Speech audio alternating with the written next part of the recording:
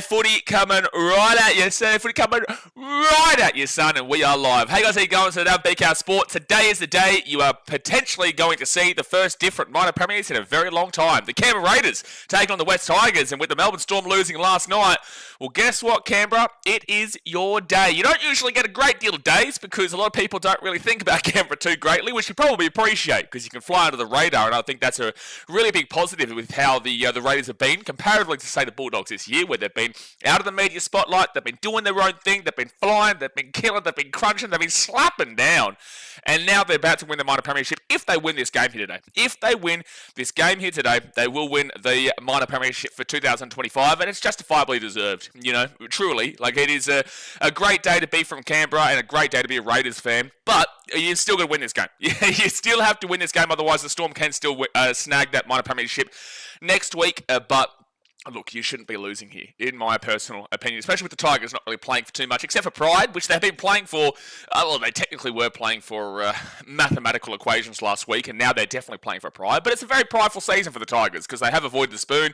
They're more than likely going to avoid finishing in the bottom four. There is still a chance for them to finish in that bottom four, but, you know, the point of the matter is that they've had a successful season regardless, despite what happened last week against the North Queensland Cowboys. But there's 3 games today, guys, and all 3 games do have stuff riding on it, so obviously this game here, the Raiders and the Tigers.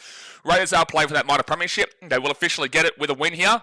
Then we've got the Dragons versus Manly, and, you know, whilst the, sorry, I'm just making sure of something here.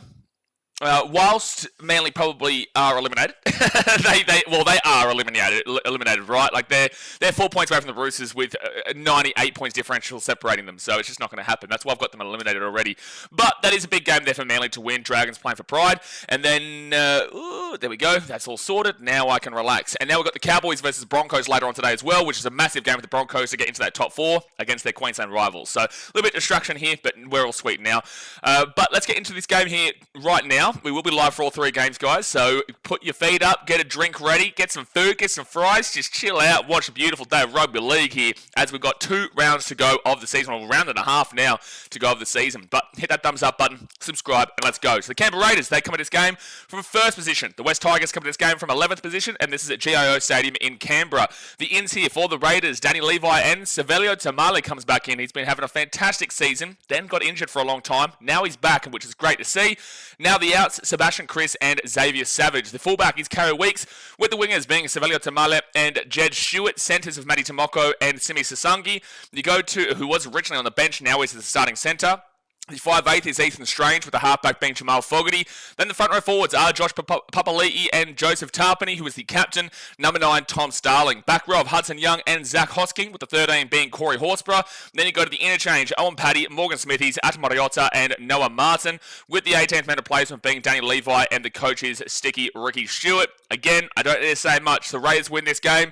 They will officially get the minor premiership in 2025 after that capitulation from the Melbourne Storm last night. And, you know, look, the more I thought about it, you know, a lot of people in the chat wanted me to put the Storm on a fraud alert. I was hesitant, but I did cave into the pressure, and I actually don't mind the pressure, because at the end of the day, they still had 40 points put past them in the second half. They still did. I know they had a lot of players here, but at the end of the day, there's a little bit of how you're going about that. 40 points against them in the second half. I'm doing it. You know, I'm okay with it now. So maybe you guys might be right about this one, but you've been wrong about plenty before. So have I, to be fair, but we don't talk too heavily about that. But the point of the matter is, Raiders, they're a good enough team to win today. They've had some fantastic form throughout this season, and they're going up against a team that, realistically, they should be beating. Now, the Tigers, they're ins, Stafford Toa and Tristan Hope, with the outs being Adam Dewey and Brent Naden. Fullback is Jareem the Jareem Buller. The absolute Fiji Folaya had a fantastic try last week against the Cowboys. And then you've got the wingers, Sonia Torova and Jarrell Skelton. Centres of Taylor May and Stafford Toa. The 5'8" is Jerome Luai, who is the captain, and halfback Latu Fainu. The front row forwards are Terrell May and Funua Pole, with the number 9 Abisai Koroisau. Back row of Samuela Fainu and Sione Fainu, and then the 13 is Alex Twell. Interchange of Heath Mason, Royce Hunt, Charlie Murray and Tony Suka. 18th man replacement is Tristan Hope, and the coach is Benji Marshall. Now, the Tigers, their season unfortunately came to a close last week with a bit of a throwaway against the Cowboys. That was looking like a Tigers win. They were looking like they were going to get the dub and keep their mathematical equations alive, even though the Roosters would have just ended them last night anyway. But it would have kept their mathematical equations alive. Unfortunately, though, they did throw it away, and the Cowboys scored like 3 times in 5 minutes to steal it. at Leichhardt in front of a fantastic crowd who were really getting behind in the atmosphere.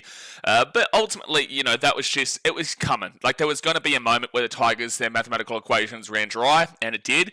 The week beforehand, they obviously got a good win against Manly, 26-12. Manly would be hating that because they actually would have been stealing with a genuine chance to make the 8 if they had have got that win in that game. But obviously, that was not to be.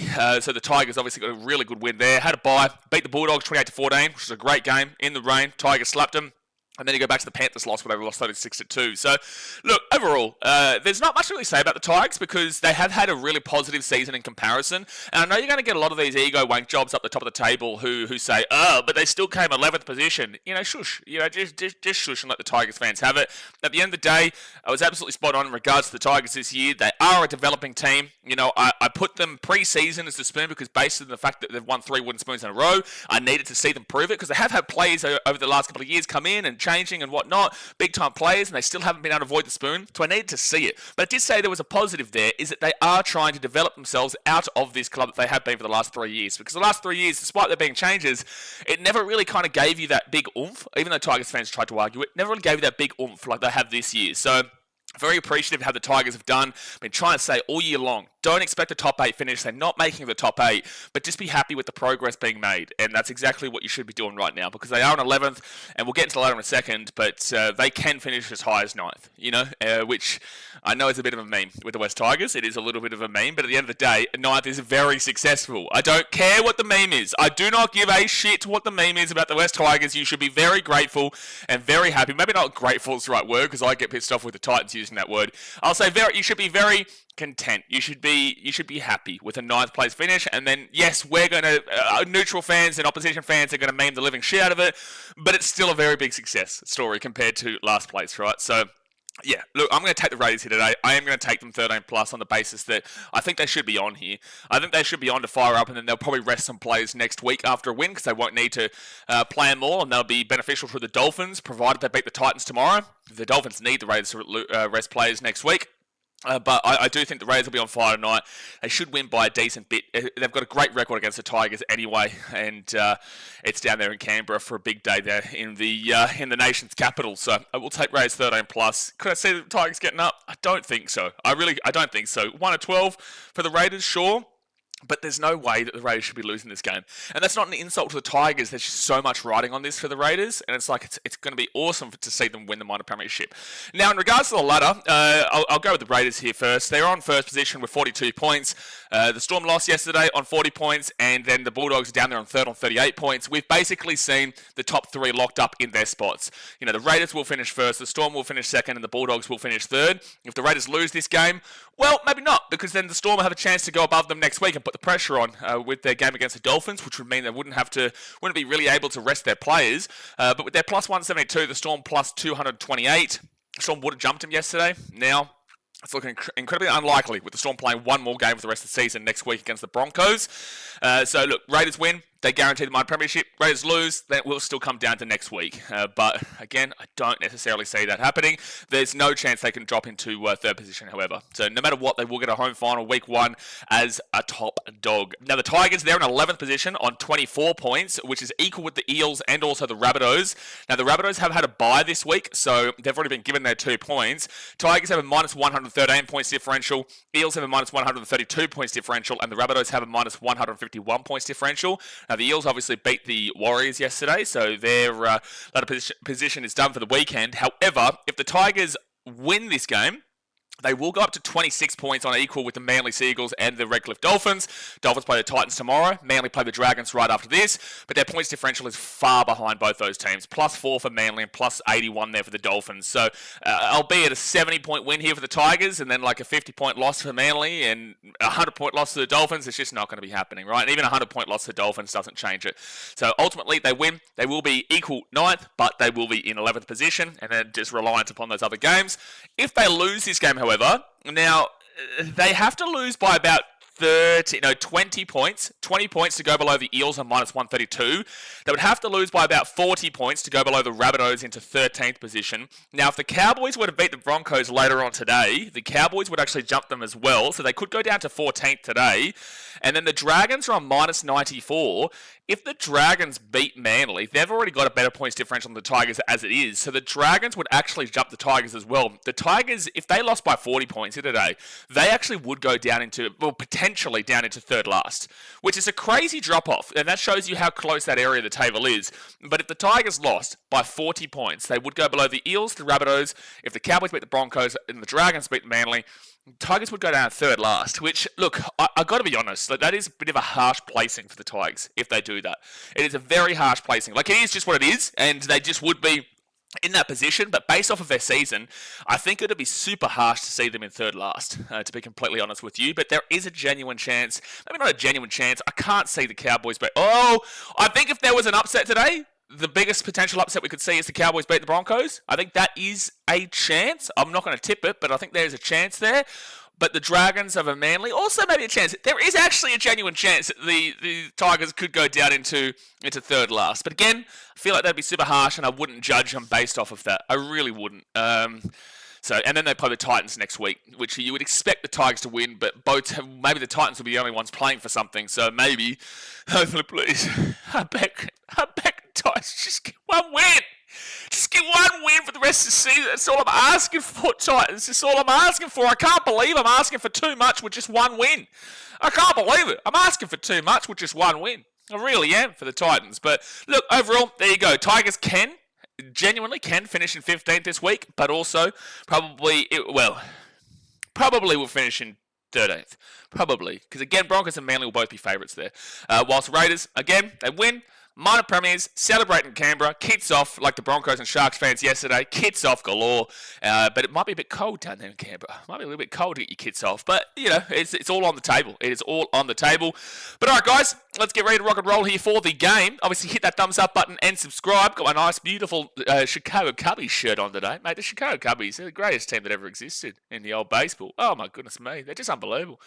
They just are unbelievable, that team.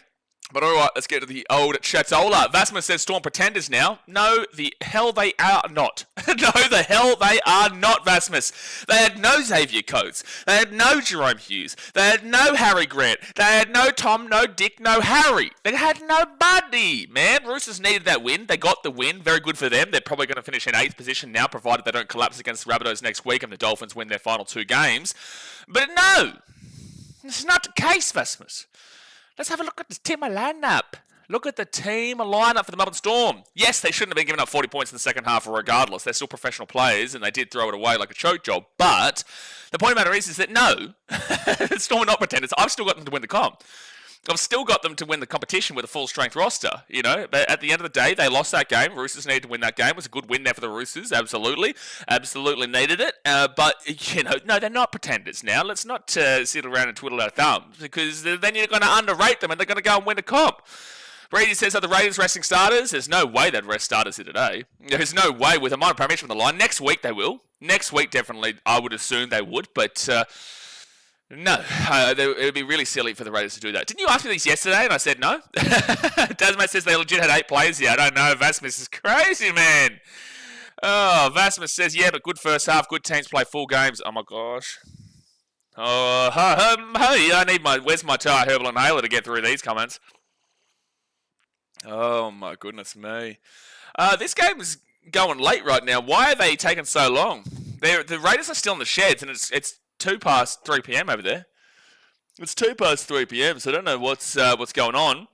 They're just having some dramatic effect. Gee whiz. Good teams play full games. Well, that's great, because the Storm didn't have their full team. They didn't have their team. Right, but a good win for the Roosters regardless.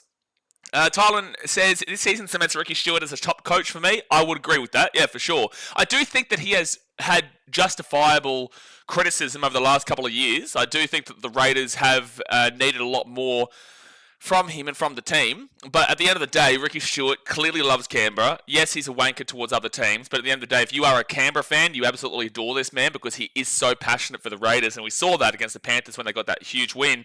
in extra time with Ethan Strange running down the sideline to Kyle Weeks. So, look, at the end of the day, Ricky Stewart is a fantastic coach, and the criticism has been justifiable over the years, but there's no way you could have any criticism for him this year, and I do think that you absolutely just have to give him Coach of the Year.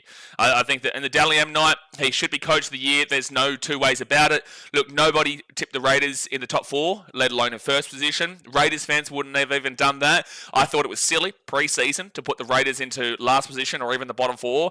I did give them a good positive rap on my post-season review last year, saying that 2026 they were probably going to be high flyers. I was 1 year off. I did put them in 9th. I gave them still a much higher opportunity of finals than a lot of other people did, majority of other people did. They even exceeded those expectations by a significant amount, and they're in first position. And with a win here today, win the minor premiership, and even with a loss, still for mine, Ricky Stewart absolutely has to be the Coach of the Year. There's no debate about it. I can't give it to Craig Bellamy. I can't give it to Cameron Ciraldo. Look, you could argue Andrew Webster, but there's a lot of context in there that I don't think he'll be able to get it because the Warriors were a predicted bottom 4 team as well.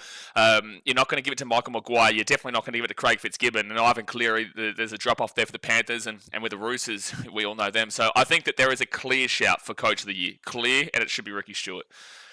Shannon says, let's get this Raiders. Your one says, I have Taylor May and Ethan Strange to score. Is it solid? Ethan Strange has been on some amazing form. I would say yes for Ethan Strange, but the Raiders, we'll see in regards to how their defence is going here today. But I would probably say Taylor May is probably the most likely for the Tigers because he's been scoring a bunch of tries lately.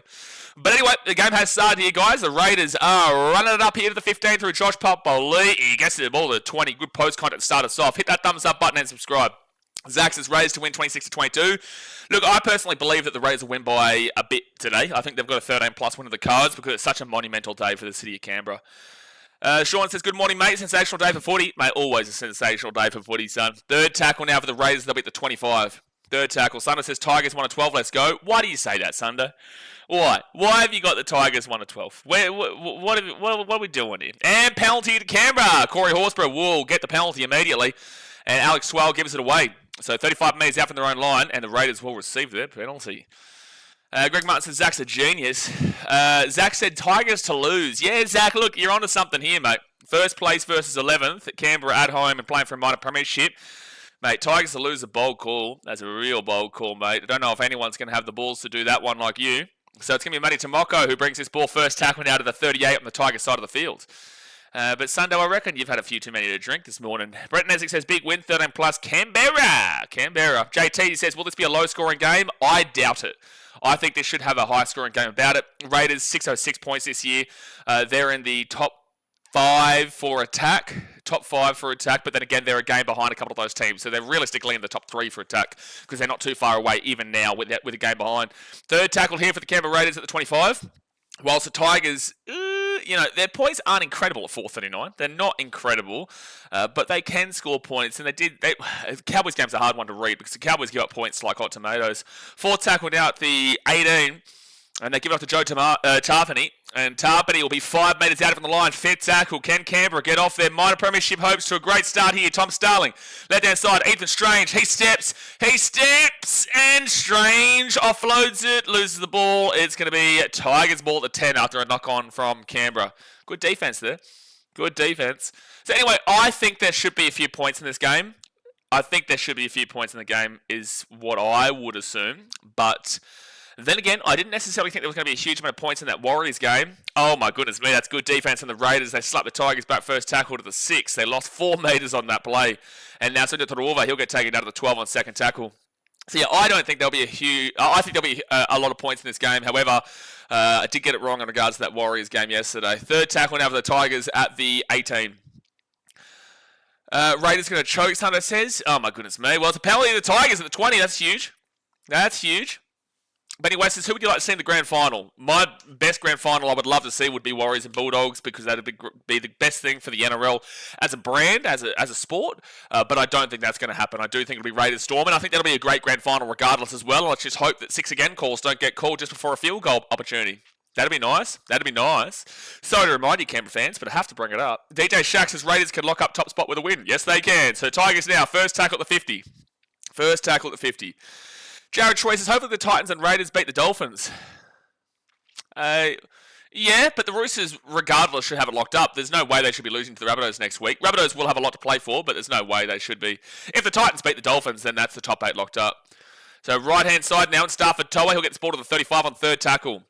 And the thing is that, like, obviously the Dolphins can be heavy favourites there, but the Dolphins have given up 160 points in the last 3 weeks. 64 to the Roosters, 38 to the Broncos, and like 58 to the Manly Sea Eagles, right? So it's not like the Dolphins, they are falling apart late on the season. Yeah, sure, they should beat the Titans because the Titans are the Titans, but the Titans have a bit to play for now, with Josh Hannay coming in as coach and Des Hasler being removed, and Kieran Foran's last couple of games in the NRL. You know, there's a bit to play for there, and they just need to win one game to avoid the spoon, because the Knights unlikely to win a game for the rest of the season, with they're playing the Sharks tomorrow, which are fighting for a top 4 spot still, and then the Eels next week, and the Eels have been on some great form. Anyway, Tigers give the ball back straight to the Raiders here at the 8.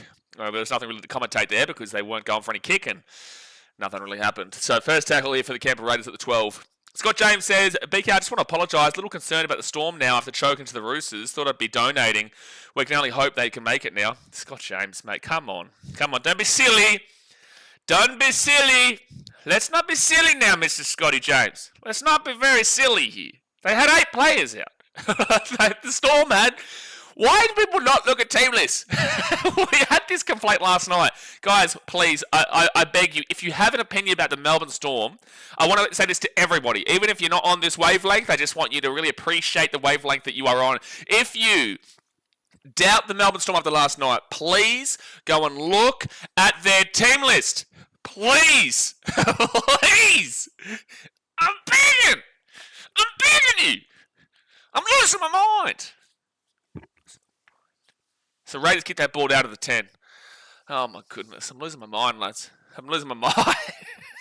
I've already lost my mind. Dasmate says the Coach of the Year is now again a Most Improved award. Seraldo robbed last year then. Oh, stop it, Daz. Don't do this, man. I'm already losing my mind because of the Storm slander. And now I got you doing this shit. Come on, mate. Come on. You and I both know that Ricky Stewart does. I argued against him last year. I said Craig Bellamy should get it. I argued and said that Seraldo shouldn't get it for legitimate reasons. And I know you know this. Second tackle here with the Tigers. Now they'll bring it out to the 33 on third tackle. The thing is that he genuinely has coached an incredible team this year, and they are going to win the minor premiership. Did you win the minor premiership last year, Dad? Did the Bulldogs win the minor premiership? Did the Bulldogs win the minor premiership? No, the award is not just for Most Improved, and no, the award is not just for who wins the minor premiership, but Most Improved plus minor premiership plus great coaching with a roster that no one believed in. Just throwing it out there. And also, most people... Oh, well, they didn't tip the Bulldogs, actually, for a huge spot. Raiders get the ball at 25 on first tackle. And penalty to Canberra. That's huge. Penalty for a high tackle against the Tigers. Mate, Daz, mate, don't do this, mate. It's still early in the day. We've got plenty of Muppet action to come today. Don't do this, please. Peter says, Raiders to win by 21-30 score margin. Yeah, don't mind it. Don't mind it. Penalty to Canberra. Jared Troyes is Billy Slater for Coach of the Year. Yeah, sure. Just unfortunate doesn't play in the NRL. Doesn't coach an NRL team. Amy says, damn, if the Raiders lose, I eat hot sauce. I love hot sauce. So the Raiders, they're going to get this ball down to the 35 on the Tiger side of the field, first tackle. Leon says, it's funny how Storm are going to take their anger out on Brisbane next week.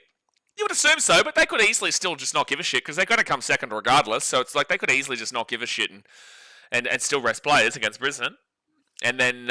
But the thing is that they could easily just use that second week of the finals as a... Oh, 6 again here for the Raiders and KO Weeks. He's going to be 18 metres out here in the line, first tackle. They could easily just take their second week of the finals, but they would assume that they would win the first week too, though. And Joe Tarpany is going to be second tackle, 5 metres away from the line. Canberra back on attack. Charles is under or over 51.5 total points. I've got over, but... Right this very second, it's still no score in the first 8 minutes. Jamal Fogarty, Hudson Young, he'll be 5 metres out for the line, third tackle. Tom Starling, he's going to go right-hand side to Josh Papali'i, and Papali'i, he'll be 2 metres away now, fourth tackle. Fourth tackle. Decent defence, though, from the Tigers so far. It really has been. They roll it back here to Tom Starling, then off to Jamal Fogarty. Zach Hosking will be 3 metres out, fifth tackle. Good defence from the Tigers, man. Tom Starling kicks it through. That's going to be played out by about 1 billion Tigers players, and I think there's going to be a knock-on for the Tigers. The Raiders will get the ball again 10 metres out. Condor getting around the Tigers. Dry says, let's go to Tigers. This is Toriu says, let's go the Raiders. Benny West, the Storm still had great attacking personnel. Bellamy placing bets with cheese. Okay. We're going to move off this Storm conversation before I lose my head. Brett, this is not a C-team Storm. This is Toriu who says, who you got for first try? Even the Strange is always a great shout, but, you know, I would look at towards a nice little Zach Hosking or maybe even a Hudson Young. I might just go the whole Raiders team while I'm at it at this point, just going through all the plays. But look, the Raiders are on the line here, 8 metres out. I would have gone Raiders for a first try anyway. So, look, if anything, I'll go maybe a Zach. No, I'll go a Hudson Young. But Ethan Strange here. He's lost the ball. Ethan Strange loses the ball, and the Tigers will get it 9 metres out from their own line. 10 minutes into the first half, 30 minutes to go. Hit that thumbs up button and subscribe. Leon says Billy should take off the Storm when Bellamy leaves. Leon, do you really want the NRL comp to still just have the Storm just dominating every single year? It'll happen. We all know it's probably going to happen. But do you really want this to happen? We're going to sit here and watch a Storm at every single grand final still? We're waiting for Craig Bellamy to leave so that they can hopefully slow down a little bit. Don't do this to us. Don't do this to us, Leon. Tylen says, random thought, I wonder if the ball has ever burst before in a rugby league game. That is a very random thought. That is an extremely random thought. Maybe just get a bit of Tom Brady action there. 4 tackle, Jerome Luai. He'll bring it out to the 45. Then Taylor May. Taylor May gets away. He's at the 40. Oh, jeez, he'll be taken down. Fit tackle at the 40. Really good to see him getting his career back started up again and turning his life around. Really good to see. He's been fantastic with the Tigers since coming in late in the year. Now the Raiders will grab the ball through KO Weeks and he'll get it to the 15. They take him all the way back to the 10. Wow, Tigers. Good stuff. Jerry says, go the West Tigers. Anything can happen. Well, anything can happen. The finals can't happen. Raiders are going to knock the ball on their own 10. And remember, the Tigers are going to score first here, lads. Hey, Sundo, have you put a jinx on the Raiders? Sundo, I don't want you to ever step foot in Canberra because you might get attacked. Because you've come in here saying the Raiders are going to choke, and it's a couple of chokes in the first 10, 11 minutes here, and they're going to give the Tigers an opportunity to score. Sundo, I think it's time you don't go to Canberra because there are going to be people waiting for you with pitchforks at that airport. They are going to be waiting for you with pitchforks, Mr. Sundo. Josh Gibson says, go West Tigers. Benny West is resting players, is rewarding the fans who pay money to watch. Agree, but also it's their disposal. It's their choice. They are entitled to do it. If you want them to not do it, the NRL has to come down on it, which I don't think they will, because at the end of the day, you are allowed to play the players that you want. Savatoa, right-hand side. Tigers now. Jarrell Skelton, 4 metres away from the line. First tackle. Leon says, but if resting players gives the team a better opportunity to win, the premiership fans should be appreciative. Agree. 6 again. 6 again for the Tigers. Latu Fainu gives it off to his brother, Sione Fainu. And they'll be 8 metres away from the line. First tackle. Api Kotoi's out. He'll go underneath to Alex Twell, and Twell's going to be 4 metres out. If you are a Storm fan, you are cheering the Tigers to score a try. You are cheering the Tigers to win this game. Kotoi's out. They give it to Samuela Fainu. And Samuela will be 4 metres out from the line. Been very impressed by Fainu this year. Samuela, that is. Alpha Kappa says, saw Broncos fans twerking in South Bank yesterday. Yeah, we'll be twerking if they lose to the Cowboys tonight. So third tackle, Dream Buller, Starford goes at himself. Oh, he should have tried to pass that ball there, but that's a great tackle from Ethan Strange in the end. Starford rolls it back, forward tackle. They get it back to the 15. Latafani gets it across it to Kotori Sau to Jerome Luai at the 20. He then to Dream Buller. Dream the dream! No, 9 metres out for the line, fit tackle. Maybe this game does have low score all over it because right now both teams are defending quite well. Played out there by the Raiders, and it will be Raiders ball. They're going to say... Oh, so it's going to be Canberra ball here at the 10. They're going to say Tigers, not this ball on here. They might challenge this. Give me 1 second. No, it is going to be just Raiders ball at 10. Leon says, if both Manly and Dolphins lose this week, Roosters confirmed. Should they rest players versus Souths? They probably will, knowing the Roosters. They probably will. So can we get this ball at 10? That'd be great to see Alex Johnson then, because that would be a great opportunity for him to break the record if that was the case. But probably, I'd probably say they will, because they've had to fight hard. I know they've lost some games recently, but like they've had to fight hard they've lost that game to the Eels recently. Oh, Raiders are... Simi Sasanga's going to stay down here. God bless him. I hope he's okay. But he is injured, so there's a stoppage in play 13 minutes in. Yeah, Roosters probably do, to be fair. Because there'd be no purpose because they can't get into the top six. Well, they can get to the top six if the Sharks / Broncos were to lose. So maybe not. The Sharks would play the Bulldogs, but the Bulldogs are probably going to rest players. The Broncos will play the Storm. Maybe not actually, because the Roosters would probably back in that the Broncos would lose to the Storm, especially if the Broncos lose. If the Broncos lose to the Cowboys today, their 148 will come down a little bit, and the Roosters are on plus 102, so they're not too far away.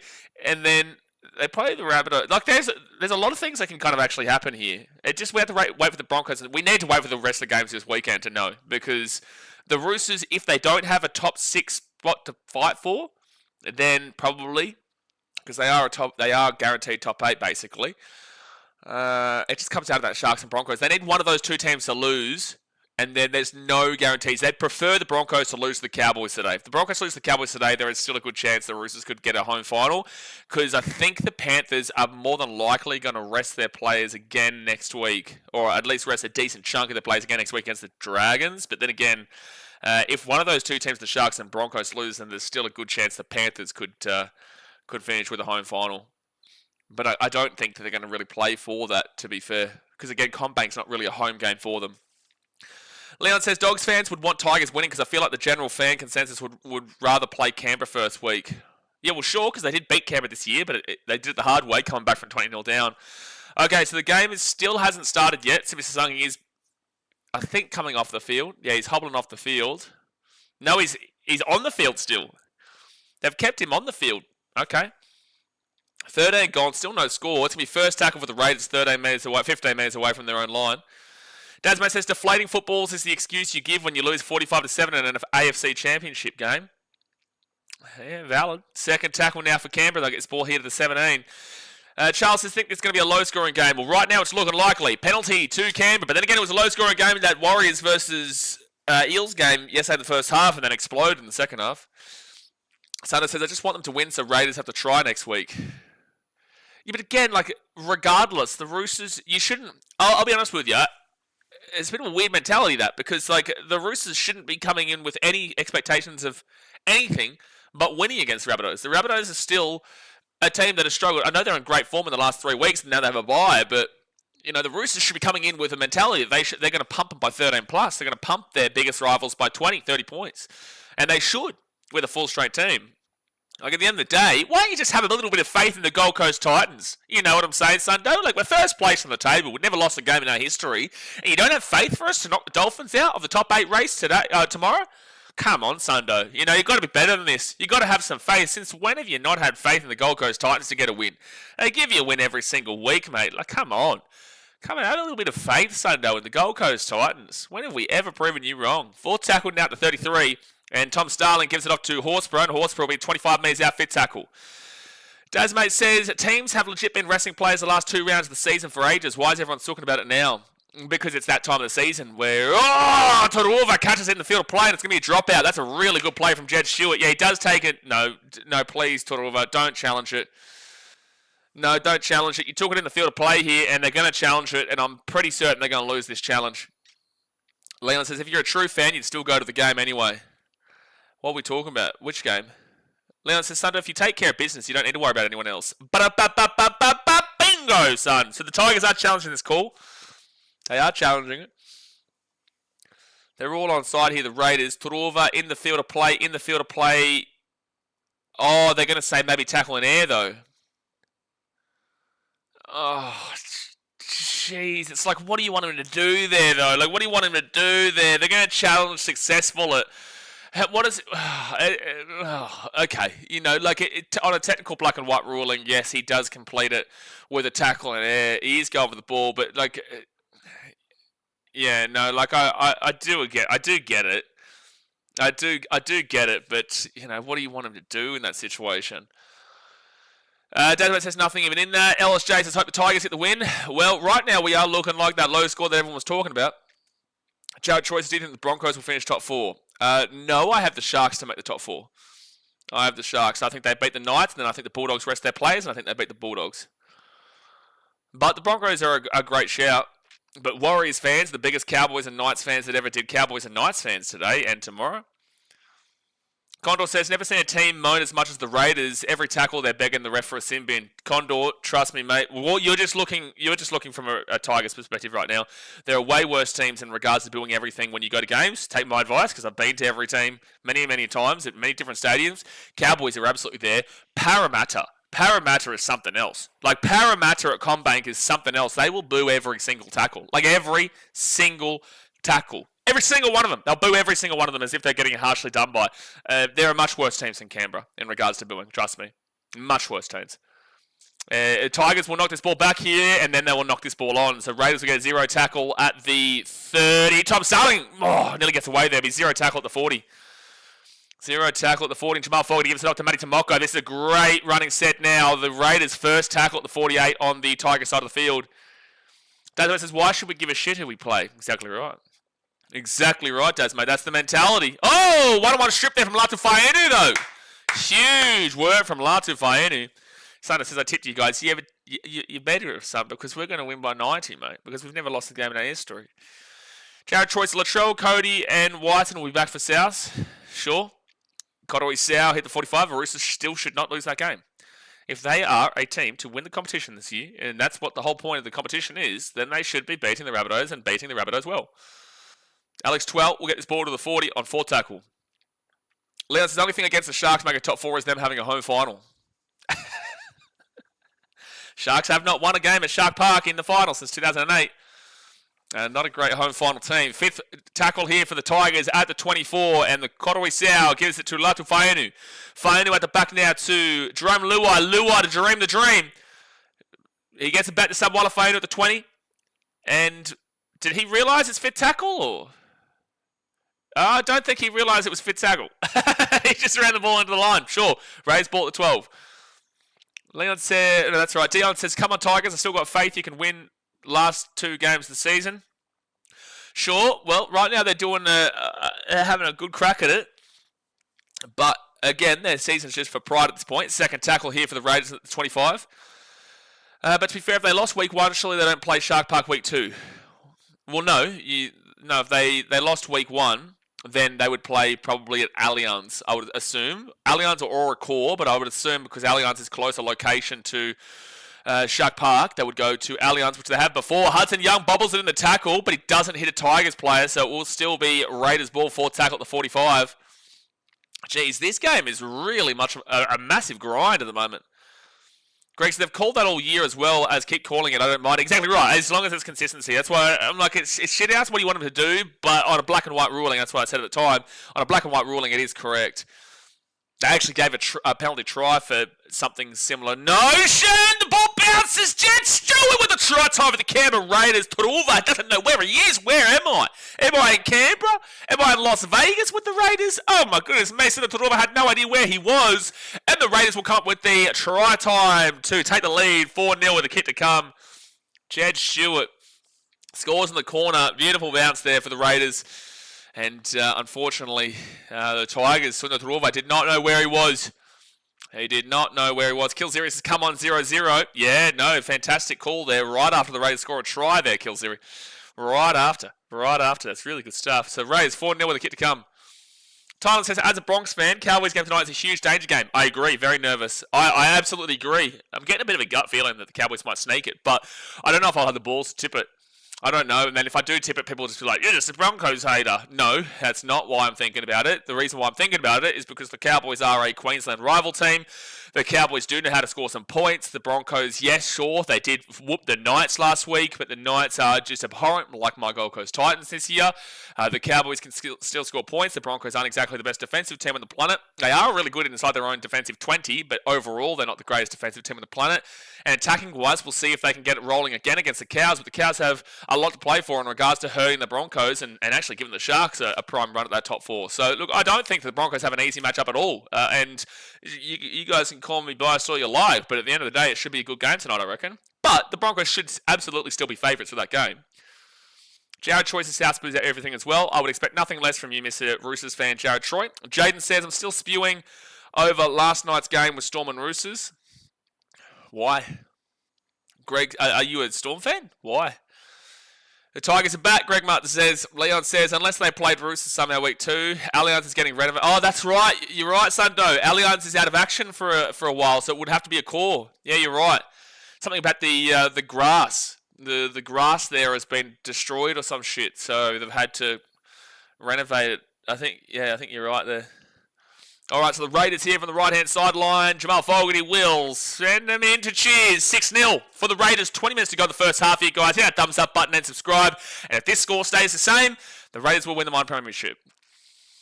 Ronald Hilarious says, hey, bro, are you still in India? No, mate. No. I left India in the beginning of June. And then I was in Thailand for a couple of months. And now I'm in Vietnam. And I'll be in... Well, I don't know. I'm going to leave here on Monday. I've got to leave here on Monday. Like, I still haven't booked. Like, I could either go to Cambodia, could go to Malaysia, could go back to Thailand. Could go to Philippines. Could kind of go anywhere, really. I don't know yet. But on Monday I have to leave, and I'll come back to Vietnam in about a week and a half or so. But no, I've got to do the old visa run. The old visa run. Leon says, Torova reckoned he was still in Penrith and Critter was about to save his ass. Yeah, maybe. I think he was thinking he was playing at Las Vegas against the Raiders. Second tackle now, 25 metres out from their own line for Canberra.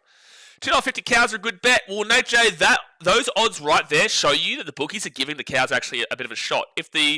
Based off of the ladder positionings, you would think the Broncos would be like $1.30 and the Cowboys would be above $3 to win. But that right there is, oh no, Torova. Oh, no, not Torova, it's Dream Buller. He does knock it back in, otherwise it was close to 40-20, but the Tigers will bring it out here, first tackle to the 18. Geez, that was close, though. But yeah, based off of the odds of $2.50, that tells me the bookies are a little bit worried the Cowboys could sneak something. Especially being up there in Townsville as well. Like, at Suncorp, maybe a bit of a different story, but at Townsville, there's a lot of things going in Cowboys' favour. Nintendo says this is correct as well. It's Cowboys' grand final. No more games of the year, and against their rival, definitely a danger game. Yeah, as well. The Cowboys have the bye next week, so this is their last game of the season today. They will not have a game, and that's a fun fact as well for you, that every team that has had the bye in round 27 of the season has not made the finals. It was the Eels, I think, last year, the Cowboys this year, and who was it in 2023? I can't remember who it was, but anyway, whoever had it in 2023, the first year the Dolphins were in the comp, they didn't make the finals either. Was it the Cowboys again? No, Cowboys made it in 2023. No, did they? I can't remember. Who had that? That's going to be a penalty to the Raiders at the 25. Penalty to the Raiders for offside against the Tigers. Who was the team who had the bye in 2023? I don't believe they made the finals. I think the Eels had the bye last year, Leon, didn't they? Oh, no, the Warriors had the bye last year, Greg says, and then the Eels had the bye the year before. Okay, so I was right about the Eels, just the wrong year, and then, the Warriors. And then this year, obviously, it's the Cows. Ronald says, no Harry Grant, Hughes, Coates, Katoa, that's a solid 4 missing. Yeah, that's correct, but there was more. Like, there's about 8 players missing for the Storm, Ronald. About 8 players missing. Jaden says, tip the Storm, that's why. Oh, thank you, Jaden. Yeah, no, I'm really deeply apologetic. Really deeply apologetic that the Storm weren't able to get up for your tip. Yeah, no, really. I don't know if I'll sleep tonight, to be honest with you. First tackle now for the Raiders at the 50, and Corey Horsburgh rolls it back to Tom Starling. 6 again for Canberra. Now it's going to be first tackle at the 40 through Josh Babali. Leon says, how long have you been out of Australia? Since I went to America, or since I went to Fiji, actually. So about beginning of February. Beginning of February was the last time I was on the Gold Coast / Brisbane. Second tackle now for Canberra, and they'll be at the 32. Set restarts, 2 for the Raiders, 1 for the Tigers. Jamal Fogarty with a great run here. And slap that one in and call it Sally. It's a try time for Canberra Raiders. 10-0 with a kick to come. 10-0 with a kick to come. Jamal Fogarty with a brilliant run through. Oh, no, maybe not. They're going to check an obstruction here. Maybe don't call it Sally. Maybe don't slap that one in and call it Sally. So, Corey Horsburgh. Just looking at Josh Papali, he runs it into the line. This is going to be a no try. That's a no try, lads. No Sally calling today. No Sally calling today. That is going to be an obstruction against the Raiders and a penalty to the Tigers at the 25. And the try only happened because of the space that Babaletti created. It wasn't like a debatable one. It very clearly is just straight up an obstruction. Jay says, stay away from Philippines. Shit starting there. Oh, yeah, Jay. Yeah, no, that's right. So no try here for the Raiders.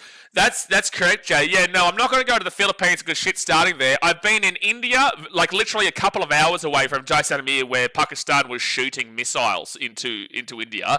And then I go to Thailand, and by the way, I was in Delhi when they tried to shoot a missile at Delhi. And then I go to Thailand, and then Thailand and Cambodia start punching on and saying, listen here, you settle down over there. And they're punching on. So I'm in basically another war there. And then I come to Vietnam, and nothing's happening in Vietnam just yet. Just wait till I leave. Their national day is on the 2nd. So, you know, mate, Danger is my middle name at this point, Jay. Danger's my middle name, son. Mate, I'm just basically searching it out at this point. I'm searching it out. You wait till I come back to Australia, and then maybe Australia and New Zealand will attack each other. We'll see how it goes. Third tackle.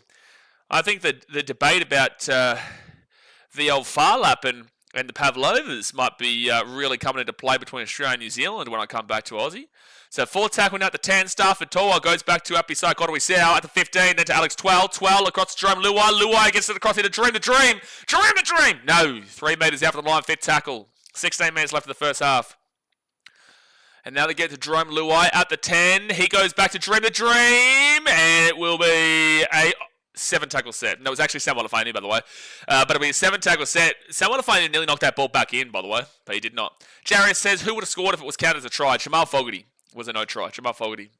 Lagan says, Blaze isn't allowed back in the country. Listen here, Bulldogs fans. Listen here, Lagan. Listen here, if I want to come back to the greatest country on the planet, Queensland, then I will come back to the greatest country on the planet, that is Queensland. You know, not come back to Belmore. Not come back to Belmore. First tackle here for the Raiders. Now second at the 45, Hudson Young. Second tackle. Jared Choice is 8 players missing. They have to be over the salary cap. Well, they lost 40-10 to the Roosters, mate. So with their players missing, they got absolutely slapped. So I don't know about the old salary cap slander. Leon says, what about Penrith then, Jared? There's also Penrith to talk about. Jamal Fogarty, KO Weeks. And KO Weeks be taking out the 40 on fourth tackle. Sanders says, if you keep wearing that Vietnam hat, might cause a conflict. Yeah, because it looks so sexy in a Vietnamese hat. Should get it out now and now. It's up there. It's up there, mate. If I get that Vietnamese hat out, maybe the Tigers do get up here. Maybe the Raiders will be just so distracted by the beauty of it. Out of the left-hand side, Ethan Strange. And Ethan Strange will be... It's fifth tackle. He's still getting away. And now he's not getting away. He's giving the ball over to the Tigers at the 12. Jay says, cops running over civilians. Never a good thing. Cops on a power trip. Oh, I'm not going to get involved in governmental situations right now, especially with prospective countries that I could be heading towards. But no, I think Philippines is probably out of the equation. I would be looking maybe at a Malaysia or a Cambodia, but I haven't sorted the visa yet, and sometimes it can take like 3 to 5 days to get the visa. So, you know, Thailand, I can get it now. You know, it's immediate. I think Malaysia's very similar. Penalty to the Tigers at 28. And then there's Singapore there as well, but Singapore's extremely expensive. You know, if someone wants to donate $300,000 US dollars, then maybe would head to Singapore to be able to eat lunch for a day. 300,000 American dollars probably gets us lunch and maybe some rice on the side of the street. So we'd think about that at Singapore. But no, it just depends on where the visa situation lands up. Isaac says, what team do you go for? I go for the absolutely mighty Canberra Raiders, mate. Big Canberra Raiders fan. I'm a Canberra local. I grew up in Canberra all my life, mate. Huge Canberra fan. So first tackle after the Tigers at 33. 13 minutes to go here the first half. And now Sione Fainu will get this ball to the 28. Dasmate says, Suns hat. Mate, Suns hat, what's good? Out of the left-hand side, and now the Tigers, someone Fainu, back on the inside, Jareem the Dream, Bula Vinaka. Thank you very much for the Tigers. Try time, Jareem the Dream Bulla will score, and maybe the Tigers are going to break the Raiders fans' hearts on such a monumental day for Canberra Raiders, trying to get that minor premiership. Dasmate says Canberra, that's in Queensland. Hey, is Canberra in New South Wales, by the way, Daz? Just a quick question. Is Canberra in New South Wales? Now that you want to bring this conversation up. Hey, Daz, mate, is Canberra in the location of New South Wales? This is my question for you. It's a pretty big question, very significant question. I'm really, really excited to hear your answer for. Yeah, Toowoomba is in New South Wales, mate, just between Mudgee and Orange. Yeah, no, just Toowoomba is, yeah, that's where Peter Sterling was was from, and that's just Toowoomba is like when you get to Mudgee, you just go a little bit further and you get to Toowoomba, and then it's just it's around it's right in the middle of right in the middle of Orange and Mudgee. Yeah. Oh, do I really, Lagan? Do I really? Well, let me just fix that. Where is it? Do I still have it? I can't see. I couldn't even see it. Start. I got a bit going on with my nose today. Thank you very much, Lagan. Jay was slacking. But Tigers score basically out of the post. Dream the dream baller. The Fijian for Liar. That'll be 6-6. Gone now. Thank you. Thank you, Logan. Nate J says, Jay, that happens daily in Mountie, mate. That happens daily. Yeah, the Philippines situation happens apparently daily in Mount Druitt, as Nate J says. And it's usually Nate who's starting it. Justin Sutter says, technically Canberra is located in New South Wales. Oh, wow. Wow. Just looking at my map here. You got a huge map of Australia right in front of me. It's not a window looking at Ho Chi Minh. I'm looking at a map of Australia right now, and it does seem to me like Canberra is not actually located in New South Wales. Very funny that. Very funny that. So the Tigers up beside Kotoi Sau will get the kick, and it is 6-6 with 11.5 minutes to go here of the first half. Aaron still thought Canberra was in Tasmania. Well, may as well be, because it's not in New South Wales. May as well be in Tasmania. May as well be in Antarctica. Yeah, Daz, mate, you didn't want to start this conversation, did you? So 6-6 is the score, tied up. Condor getting around the Tigers. Richard says, go the Tigers, my team, the Bronx. Well, fair enough. Get around the Bronx tonight. Later on, we'll be live for that game against the Cows. I think that's going to be a spicy game, mate. I think it'll be a spicy game. Someone says, if you really think about it. Okay, I'm thinking about it. I'm really thinking about it. I'm thinking real hard here. Wow, I hope you can feel how heavy I'm thinking about it. And no. It's not located in New South Wales, the old city of Canberra. No, I can't think that it's in the city of Canberra. It is in the city of Canberra, but it's not the location of New South Wales. So first tackle here. And now Samuela Fainu brings the ball out to the 20 on second tackle. I'm not reading out Greg's comment or other comments like Jay's. Jerry says, let's go West Tigers, not impossible. Well, that's a knock on there from the old Tigers. And the Raiders will get the ball to 15. That's not what you want to see after points. 10 minutes to go here the first half, guys.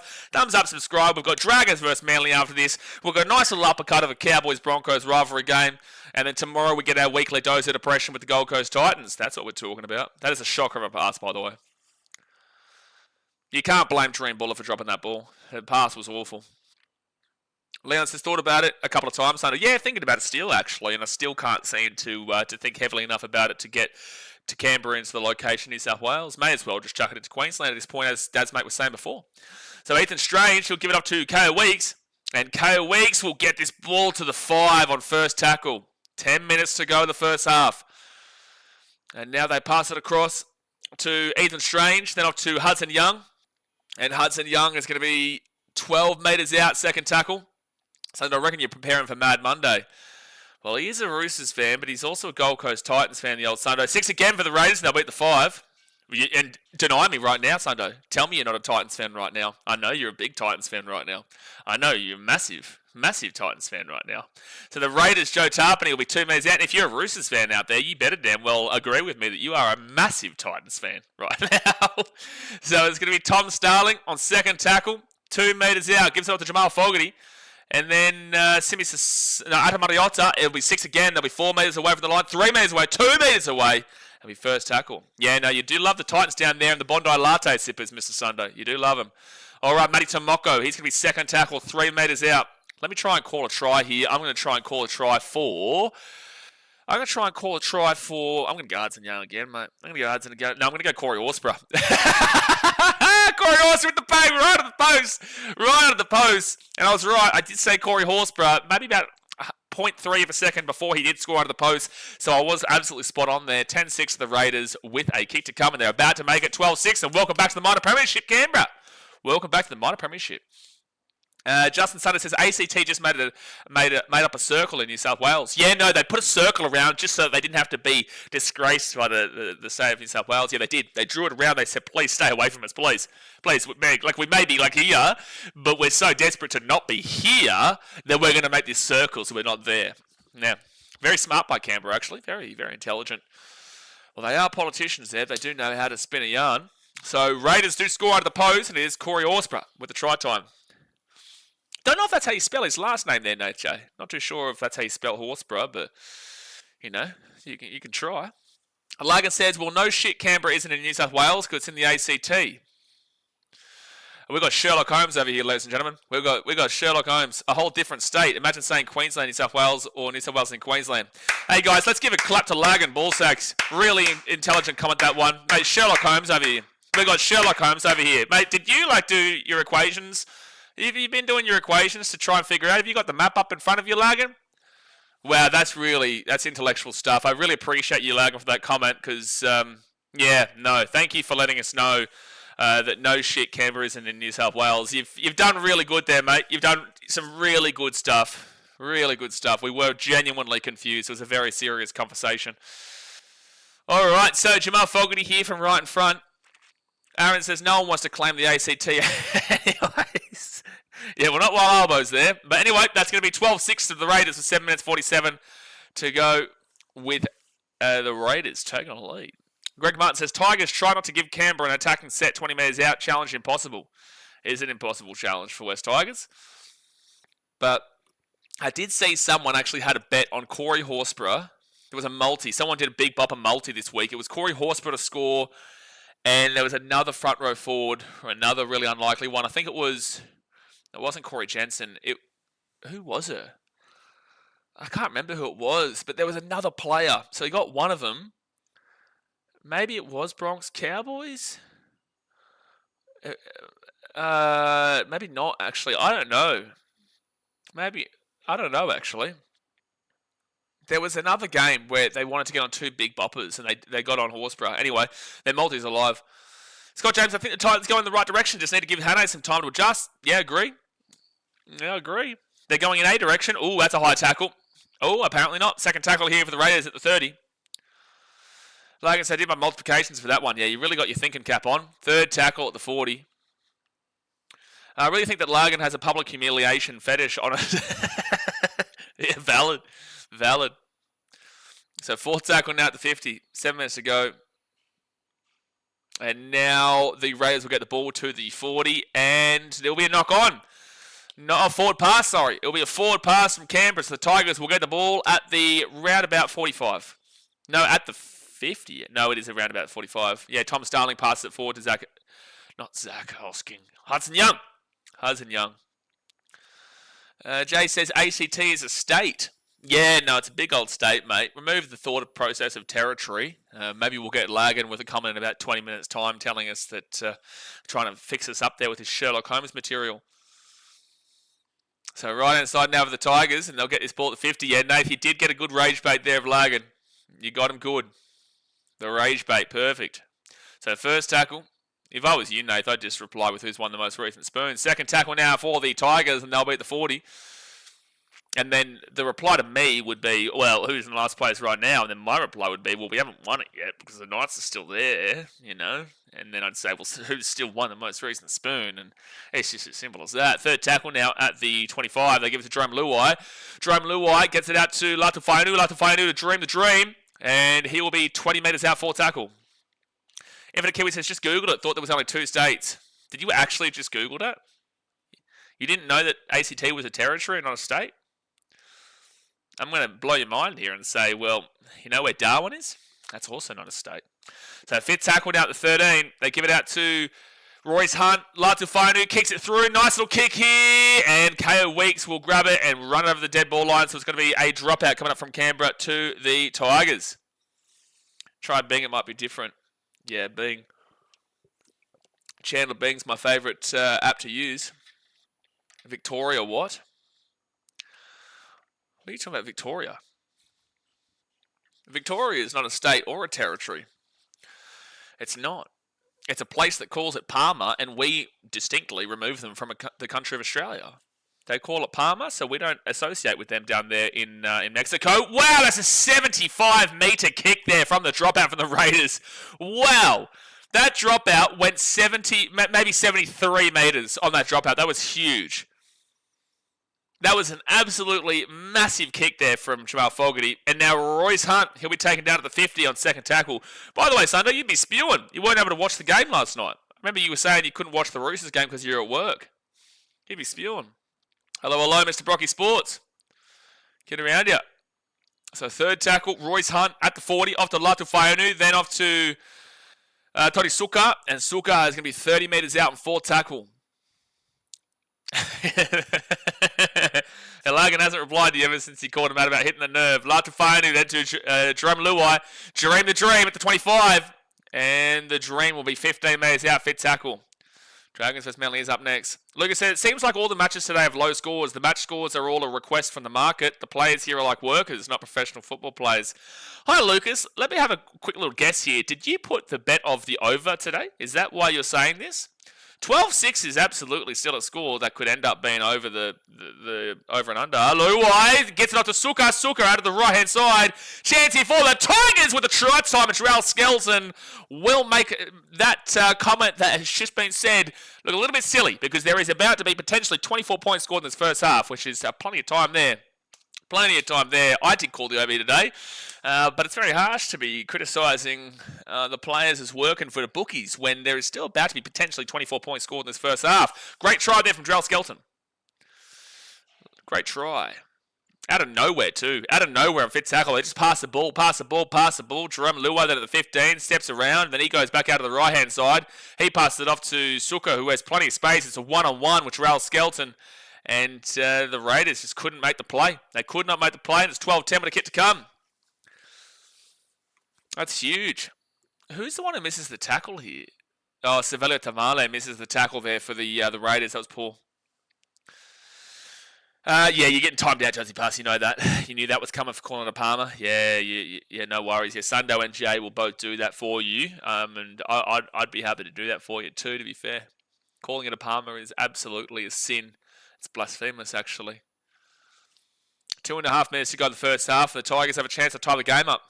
Does anyone see that Instagram post from Dylan Page where apparently there's a horror movie being made about the story of Jesus Christ? That's crazy that I saw that yesterday. That is just horrific to even see. How can and it's Nicolas Cage who's like the main actor. How can they genuinely sit there and make that movie is beyond me. Like, it's beyond me. So 2 minutes and 7 seconds to go here in the first half. Api Koroisau from the sideline. Very difficult kick. Koroisau from the right-hand sideline. He will miss the kick by about the length of the Flemington straight. That is 12-10 to the Raiders. 2 minutes and 2 seconds to go in the first half. No nerves hit. Being a Dogs fan right now is pretty relaxing. Are you sure about that? Are you sure? You sure Dogs fans pretty relaxing right now? It feels like you guys have been the ones in the media spotlight all year long, and if you're in the media spotlight, it's not very relaxing. I wouldn't say that's the right terminology, the words to use. Someone says, apparently it's a young Jesus discovering his powers. Mate, just a disgrace. Like, you don't even need to be a Christian or a Catholic, and even Muslims will take offense to it too, because Jesus is still a big prophet, a massive prophet in the Quran. But like, it's insane work, because you don't have to be religious to still find that that's just a disgraceful effort. Just disgraceful to do something like that. So the Tigers now will bring this ball out here to the 25, or to the 20, sorry. Yeah, no, just wild stuff. And penalty to the Tigers. Well, minute 40 to go here. They could take the lead here before half time, which would be crazy. The Rays haven't really done enough in this first half to really assert dominance.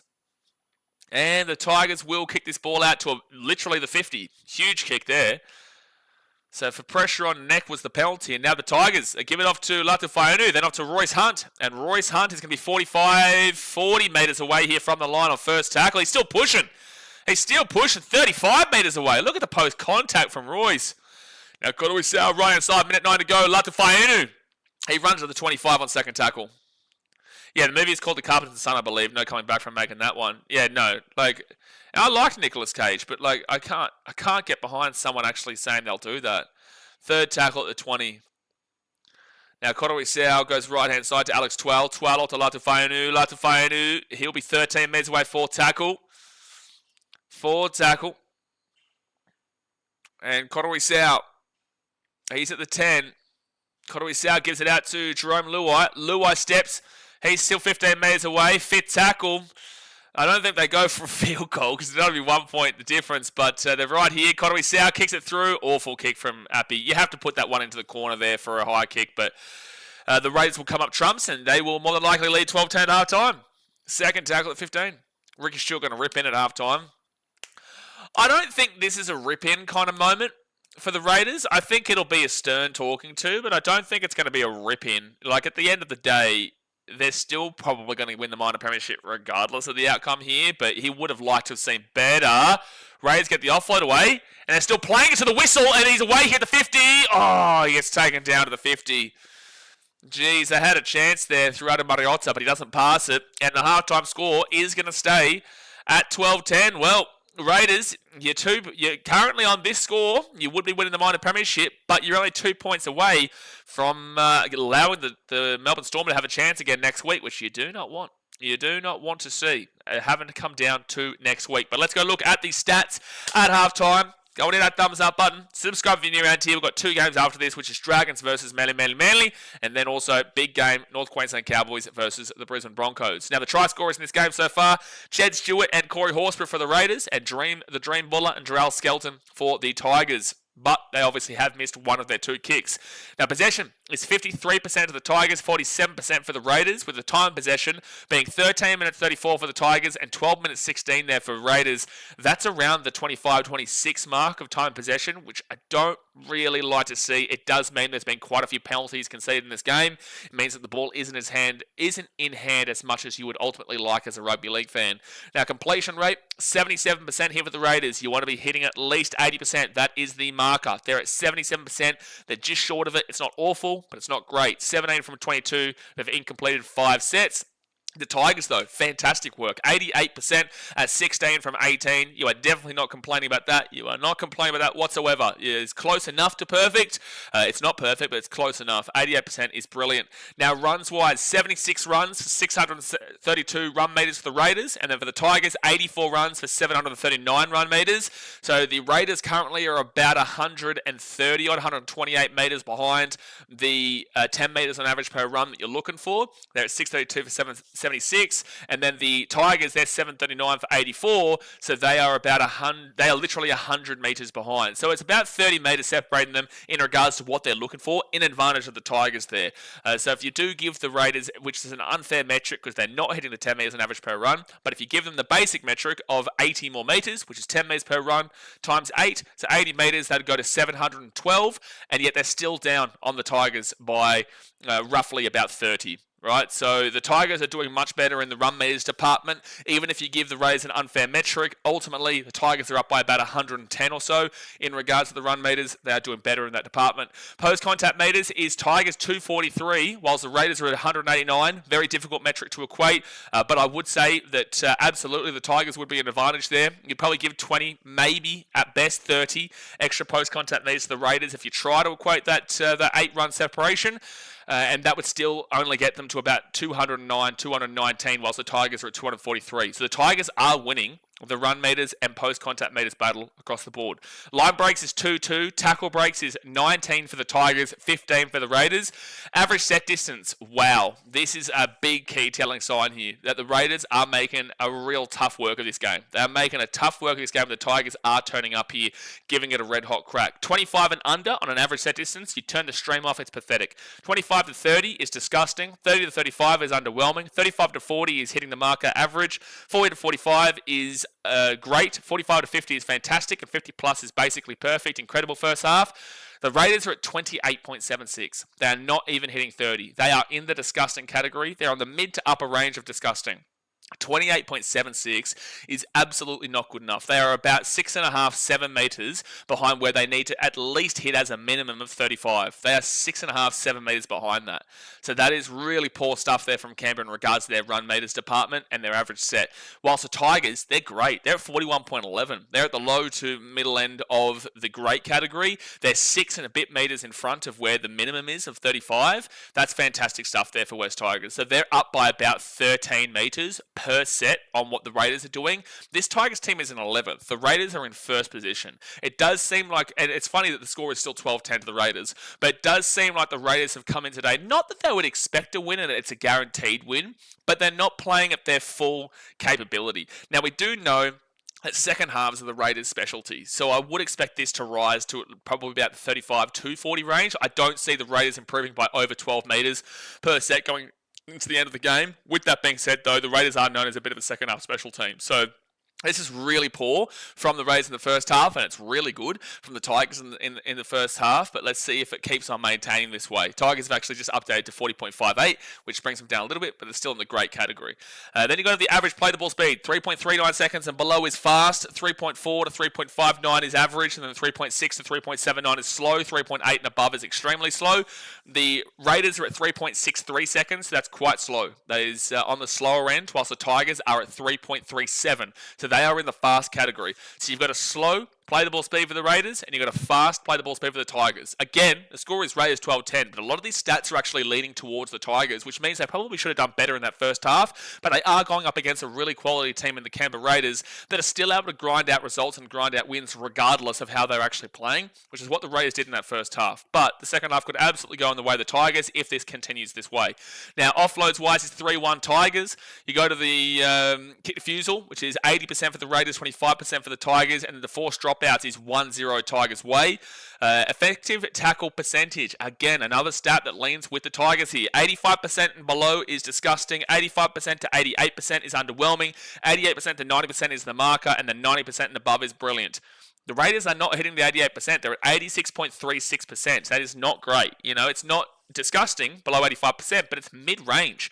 It's basically right in the middle, if not trending downwards, of the underwhelming category. 86.36% is not hitting the marker. 152 tackles made for a whopping 20 missed tackles and 4 ineffective. Now, the average missed tackles is 15 to 17, and the average ineffective tackles is 6 to 7. They're doing well in the ineffective. They're bringing it down on the lowest of the 6 to 4, so 2 underneath the lowest of the average, which is very good. But the missed tackles are 3 above the higher end of the average at 17. So 20 missed tackles is really poor, but the 4 ineffective tackles is pretty good. And then the 152 tackles made is fine, but 86.36% on an individual level is not great for an effective tackle percentage. And then for the Tigers, again, like I said, better stat for them, 90.16%. They're 90.16%. 174 tackles made for 16 missed tackles and 3 ineffective. So they've obviously had to make 22 more tackles. They are in the fantastic category of 90% above, just inside it. But 16 missed tackles is bang smack in the middle of that 15 to 17 average. And then you've got the ineffective tackles of 3. By the way, the Raiders just been updated. They're now down to 19. So still 2 above the higher end of the averages, but they have been removed of a missed tackle. So and so have the Tigers, actually. They're down to 15 now. So they're on the lower end of the average of the 15 to 17 with 15 missed tackles. And then 3 ineffective tackle is even less than what the Raiders have at 4, which is very good. That's 3 underneath the average. So the Tigers are doing very good, very, very good on an effective tackle percentage, whilst the Raiders are not really. It's not fantastic. They're not hitting a basic marker of 88%. Now, negative play is 4-4 in regards to errors. 4 and below is pretty good, so they're both actually in a pretty good category there. 5 to 6 is average, and 7 and above is really poor. You see teams like the Cowboys, the Knights, these kind of teams making these errors where they're pretty usually above the 7, 8, 9 category at halftime. These two teams are at 4-4. It's on the higher end of the good category, but it's still in the good category. But the penalties conceded is really bad here for both these teams. The Raiders are on 5 and the Tigers are on 4. That is poor. That is getting up quite high. Both teams have been ill-disciplined, and especially the Raiders, considering you are fighting for a minor premiership here today. To be giving away 5 penalties to a team that ultimately is effectively just playing for pride, you would have liked to have seen them being a lot more disciplined here. But look, the Tigers are giving a red-hot crack. Ruck infringements, and Tigers aren't great at 4, but still, Raiders with more. Ruck infringements is 3-1 Tigers, inside 10 metres is 1-0 Tigers, and on reports is 1-0 to the Tigers. So, look, overall, you look at these stats, and the Tigers should be leading. They should be leading. They've conceded less penalties, same amount of errors. Yes, they've given away a lot more 6-agains, but they've missed less tackles. They've had less ineffective tackles. Their defensive effective tackle percentage is better. They've had the forced dropout compared to the Raiders with none. They've got more offloads. Their play the ball speed is faster. Their average set distance is up by about 13 metres. Like I said, they've had more tackle breaks. The line breaks are the same, and the post-contact and run meters are all an advantage of the Tigers, even if you try to equate it. And their completion rate is at 88% compared to 77%, and they've got more possession. How the Tigers are losing this game is actually quite perplexing. It's quite perplexing to look at because the Raiders, with those stats, should not be winning. The Tigers should be up here, which makes me a little bit concerned that knowing this Raiders team are usually quite special when it comes to the second half, it does make me super concerned that the Tigers, the second half could be quite ugly, but also if the stats stay the same and the Tigers do maintain this, they'll actually win this game. And the Raiders will actually have to fight for the minor premiership next week against the Redcliffe Dolphins, which would be the worst thing for the Dolphins because if the Raiders win this game, you probably expect the Raiders to rest their players. If the Raiders lose this game, the Storm probably beat the Broncos. You would expect the Raiders to have to play against the Dolphins and win to actually get themselves that minor premiership. So this is the worst case scenario here for the Dolphins if the Raiders do end up losing this game, which these stats on a trajectory, you would expect the Tigers with the trajectory to go in their favour and to win this game. But the Raiders, they are a good second half team. So look, I'm going to still tip the Raiders in this game for the second half, but those stats in the first half are all Tigers. All Tigers. Ali Penfold says, I've seen enough. I'm going all in on the Tigers. Well, Tigers aren't necessarily a team that you'd go the all in on. It's not necessarily a team you go the all in on, but those stats are quite nice. Stats are quite nice. Lagan says, tell him, boss. Yeah, you tell him, Ali. You tell him.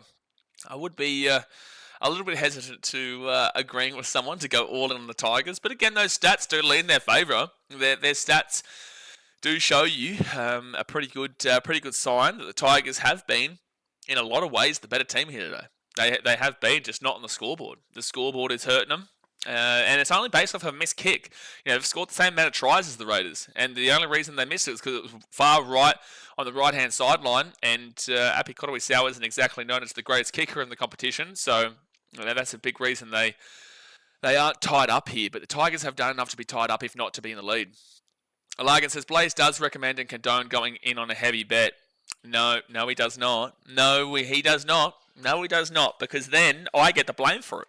Then I get people who come in here and say, well, you told me to do this, so why did you tell me to do this and it was wrong? And then my response to you is, well, I suggested, based off of what I see, what I would do. But I will never tell someone to heavily bet on something because gambling is just that. It is gambling. It is gambling. So whatever you bet, you better be prepared to lose. You got to be prepared to lose whatever you're betting, because although yes you can win, you also probably will lose. Santa says only for Roosters to make the 8. That was free money. Oh yeah, free money was it? Yeah, free money. Yeah, that's right. Yeah, it was free money, was it, Sundo? At half time, were you thinking that last night? At half time or after that Eels game, were you thinking that it was free money? I don't know about that. Highlander says poor Seagulls. Why is it poor Seagulls? Why is it poor Seagulls here, Mr. Highlanders? And Sundo's watching the stream and sending me reels right now. He's watching the stream and sending me reels. I can't watch him right now. Sundo. Ibrahim says, I've got a good gamble for you, the Titans to win the minor premiership. Well, that's a guarantee. You'd load up on that. They've already got it. Mate. Jane says, I love gambling. Well, that's great. And I'm not going to say you shouldn't love gambling, but also just only gamble with what you are able to afford to lose. Bretton says, Blaze does not give financial advice, but will take 10%. Exactly right. That's how life works, mate. That's how life works. King's Iron says, up the Tigers. Well, they're doing it right now. But yeah, exactly, Brenton. Look, I will give suggestions based off of what I see, but I will also tell you, don't gamble, kids. But if you do gamble, then please only do it with what you are able to afford to lose, because our country, Australia, I think is the second worst gambling country in the world, if not the worst. I think South Korea is number 1, if I'm not mistaken. I'm pretty certain Australia is number 2, if not number 1. And that's for lost money. I'm pretty certain we broke a record this year or last year for the most amount of money lost to gambling. So just take that in mind. Please take that in mind. That is what happens. And especially with the high influx. I don't think gambling is that much of a... I don't think there's as much... Then again, I'm away this year, so I don't see it. But do you guys get a whole bunch of gambling ads still? It's still very, very frequent. Thanos with a $2 donation. Get around here, Thanos. You're a legend. Appreciate you, dude, for the donation and the support of the channel. Tigers are coming out here for the second half. to try and break the Canberra locals' hearts. Lagan says, South Korea has the worst gambling addiction in the world, learned it off Squid Games. Yes, but I think that might have been overtaken by us. It's either us or South Korea. But I think we may have overtaken it potentially. Because Australians will literally gamble on how fast paint dries. Like, you'll paint up a wall, and then you'll have two Aussie lads who'll be like, I bet you that's dry by, 2 hours. And then someone else will be like, nah, I'm saying it's longer, or I'm saying it's short, and they'll gamble on that. They'll gamble on paint drying. Or this grass will grow within the next week. This is what people in Australia will gamble on. South Korea does it as well, but I'm pretty certain we may have overtaken them. Someone says gambling content and advertising on Insta is a plague. Yeah, Instagram is pretty full on. Someone says that guy who fights on the streets over the world also does gambling now. Yeah, it doesn't surprise me. Gambling's where you get your most money from sponsorships, mate. They do. I've been offered some pretty decent sponsorships in the past for gambling, which I have passed on. I was happy to do the one with what was their name again? I was happy to do the one where it wasn't you were spending money, but you were like predicting and doing tipping and stuff like that because you weren't spending money for it. But yeah, everyone gets offered some pretty good deals in regards to betting. But it just comes down to your ethics. Because at the end of the day, for the second half of started, by the way, hit that thumbs up button and subscribe. At the end of the day, I know people are going to gamble anyway. They're going to gamble anyway. But it's like your ethics are like, well, do you want to encourage them to gamble more? Yes, you make money and good money. I mean, it's good money they offer. And then do you want to make money off of these people losing, but they're going to gamble anyway? So it's like there's a lot of thought process that goes into your head. But if you get to big level, like that guy that you're talking about, and just in general, yes, they offer significant sponsorships because they offer people in this community, inclusive of myself, significant money to advertise. But it just comes down to your morals and your ethics, whether you do it or not. And the Tigers can kick this ball through, and the Raiders will get this ball at 12. TBC Live, that's the one, Hades. That's the one, because there's nothing wrong with TBC Live. It wasn't like you were spending money on it. Like, it was kind of like in a way similar to like gambling, but it wasn't gambling, if you know what I'm saying. Like, you were putting down your in-game like predictions on how much you would do, but it wasn't like you were actually losing money doing that. So that's why I was okay doing that.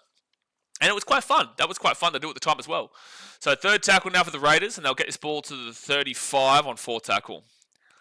Highland says Australia have some record for like most gambling machines. Yeah, poker machines, I'm pretty certain we are. Oh, yeah, because Vegas is huge, but as a whole country, I'd say we probably have more gambling poker machines. Pokey machines, sorry. So Raiders on fifth tackle will kick this ball down to the corner. The Tigers will get to the 25 through Jarrell Skelton, and he'll bring it out to the 35 to the 40 on first tackle. Ibrahim says only sports bet ads that always end up with gamble responsibly, but people never listen, do they? I'm pretty certain every betting agency has to have like a gamble responsibly thing on there for legal reasons. Third tackle now for the Tigers, and they'll be at the 42.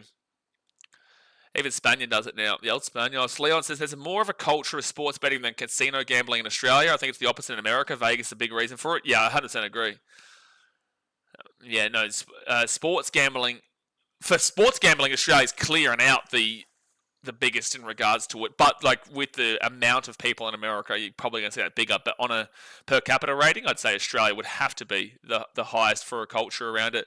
Jerome Luai, he slips over on fifth tackle, but gives it off to Apikotoisau, and he'll get plenty of space to keep that ball up in the air, and that's going to be one of the worst kicks you're ever going to see. It goes out in the full over the dead ball line. I think TBC Live is still a thing. I'm not sure, Sunday.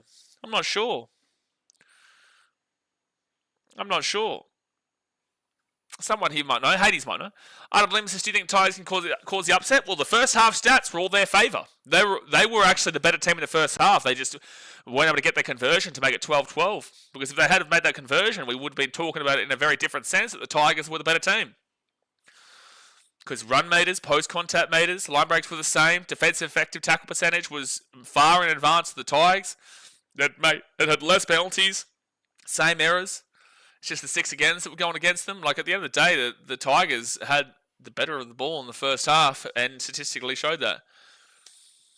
Leon says, is there any talks whatsoever of renovating a core? I would have no idea. Right now they're doing stuff with Allianz, and they've got the Leichhardt renovation that is big on the to-do list. And they're currently doing the Penrith Oval, obviously. And now Tom Starling at the 30. He runs it out to the left-hand side. Now he'll be 25 metres out, fit tackle. And he's going to lose the ball. So it'll be Tigers ball at the 25. He will lose the ball. TPC Live is a secret pathway towards an addiction.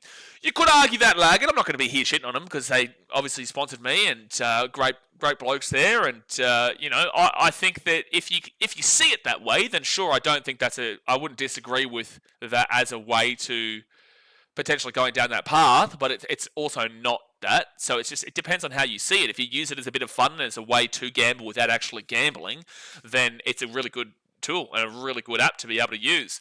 But otherwise, yes, you could have that thought process, and it could be a way to be like, well, I'm doing well here, now I'm going to go put some money on some actual bets and then go down a path. So yeah, you're not wrong, but it's not necessarily for that purpose. So Tigers now with the ball to 40 on first tackle. Broadcast Sports, apparently the NRL has launched an investigation into the Bears because a former Titans recruitment boss used an knock on from the Tigers here at the halfway point, and Ethan Strange will pick it up. He'll give it off to...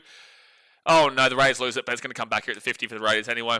Apparently the NRL has launched an investigation into the Bears because a former Titans recruitment boss, is that Ezra Howe you're talking about, used inside salary cap knowledge to build a recruitment hit list for the Bears. Are we talking about Ezra Howe? Are we talking about Ezra Howe? Because Ezra Howe isn't with the Titans anymore and went to the Bears, and he was our recruitment. So that would make sense. Inside salary cap knowledge to build a recruitment hit list for the Bears. Well, I'm not really going to speak about that, but the only person that would make sense would be Ezra Howe. So first tackle now for the Raiders, and now Hudson Young. He'll get this ball to the 25. Second tackle. So it says they were meant to renovate it after Allianz, but they scrapped it due to the blown budget and new government. Oh, true, that's right. Okay, so that's going to be... Oh, well, there's a penalty there. Royce Hunt... you've got to penalise Royce Hunt for this. And there's a little bit of a slap and a tickle between the two guys. Royce Hunt gave away a silly penalty there, and now the Raiders will get a whole fresh set 10 metres out with a kick. A little bit of a biffo, but nothing too significant. But no idea why Royce Hunt is doing that and putting his team under more pressure than they already are. Jason's Bears can hit a dick. Bears can definitely hit a dick. They absolutely can. Am I surprised with it being from a North Sydney franchise? Not so much.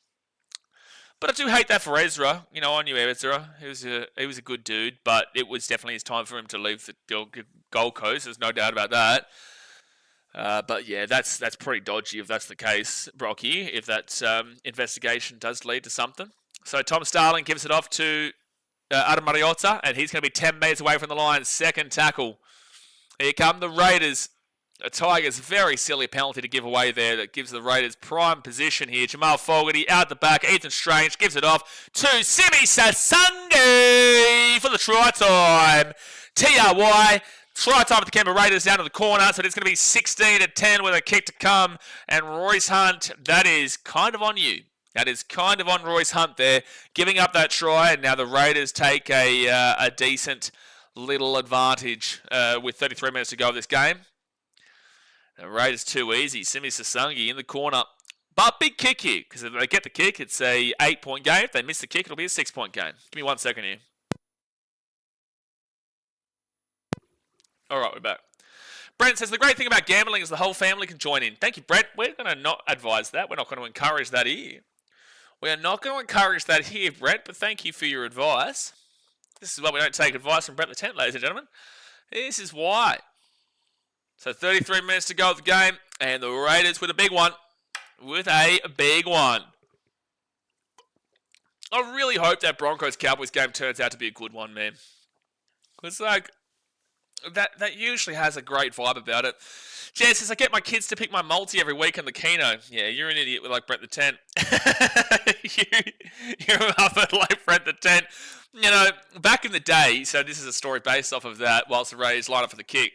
Back in the day, my dad, when we were at having a party at the RSL or at a beachside tavern or something like that, and he'd be having a bit of a gamble on the dogs or the horses or something like that. I remember I was super young. I would have been like 7 or 8, and I remember he used to say, like, I'll get you a can of Coke, or I'll get you a drink if this dog gets up or this horse gets up. And like at the time, you have no idea how really irresponsible that is, but that is so irresponsible, because it is literally like, yeah, it's a father-son moment, but you're literally encouraging like heavy gambling addiction as a 7-year-old. You know what I'm saying? So it is not good. It is not good, that one, unfortunately. But I do distinctly remember that. My dad's fine.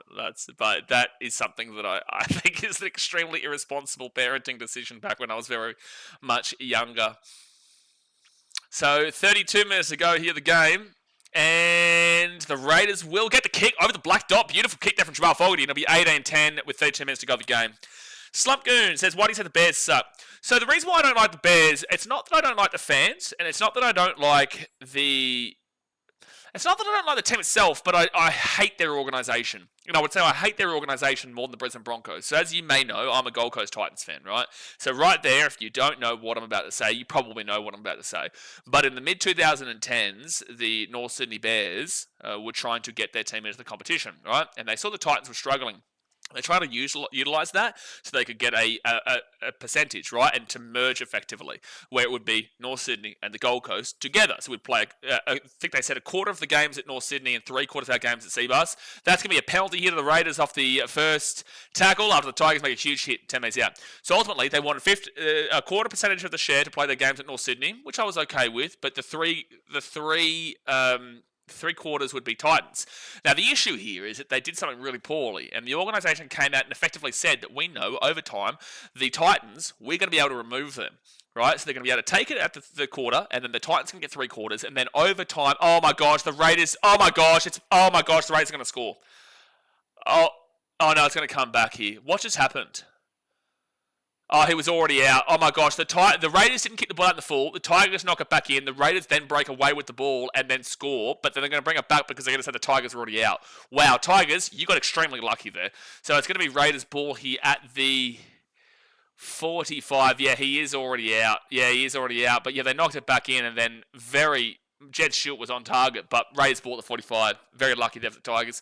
So anyway, quarter Bears, 3/4 Titans. Then they stupidly came out and said that they're going to see that the Titans don't have the fans there, the Bears do have the fans there, and then it was going to go from a 1/4% share to 3/4 to the 0.5% share. So 50-50, North Sydney and Gold Coast, and then their ultimate goal was to eventually just eradicate the Gold Coast. And that's what they actually publicly said on. They publicly said this. This isn't like media dribble. This isn't anything else. This is a person from their organisation who publicly stated that they were ultimately trying to eradicate the Gold Coast Titans from their existence and then just kind of sneak in with this and then remove that club and ultimately become the North Sydney Bears, which we've seen from what happened with them in the past as a bit of a revenge tactic. So I will always say that the North Sydney Bears organisation can go and eat an absolute massive dick. I will always say that. I hate that organisation, but it's nothing against the Bears as fans and it's nothing against the loyalty that they do show, but absolutely against their organisation. Raiders, drop out coming. So yeah, I will always stand strong in regards to my thought process about that, and that's why I really feel for the Perth Bears. I really feel for Perth in this part of the merger. It's going to be a dropout from the Tigers because they're going to cop a bit of criticism from someone like myself, and I think it's unfair because I don't hate Perth. I don't have any distaste for Perth. I would love to see Perth come in. And again, don't have anything against the fans of North Sydney, but I will always have something against the organisation who tried to eradicate my team, which the NRL luckily told them to piss off. And rightfully so. So the Tigers will kick that ball to the 30, and KO Weeks will pick this ball up here on first tackle. Yeah, first tackle, 25 metres away from the Tigers line. 30 minutes to go here of the game, guys. Hit that thumbs up button and subscribe if you are new around here. 29 minutes to go now. 29 minutes. If the score stays the same, Raiders, you are minor premiers. Brent says your dad is a legend. You are a muppet. Third tackle now for the Raiders, and they are 15 metres away. Connor says Tigers have been so well disciplined. Sure, but the Raiders have also given away 5-6 penalties themselves.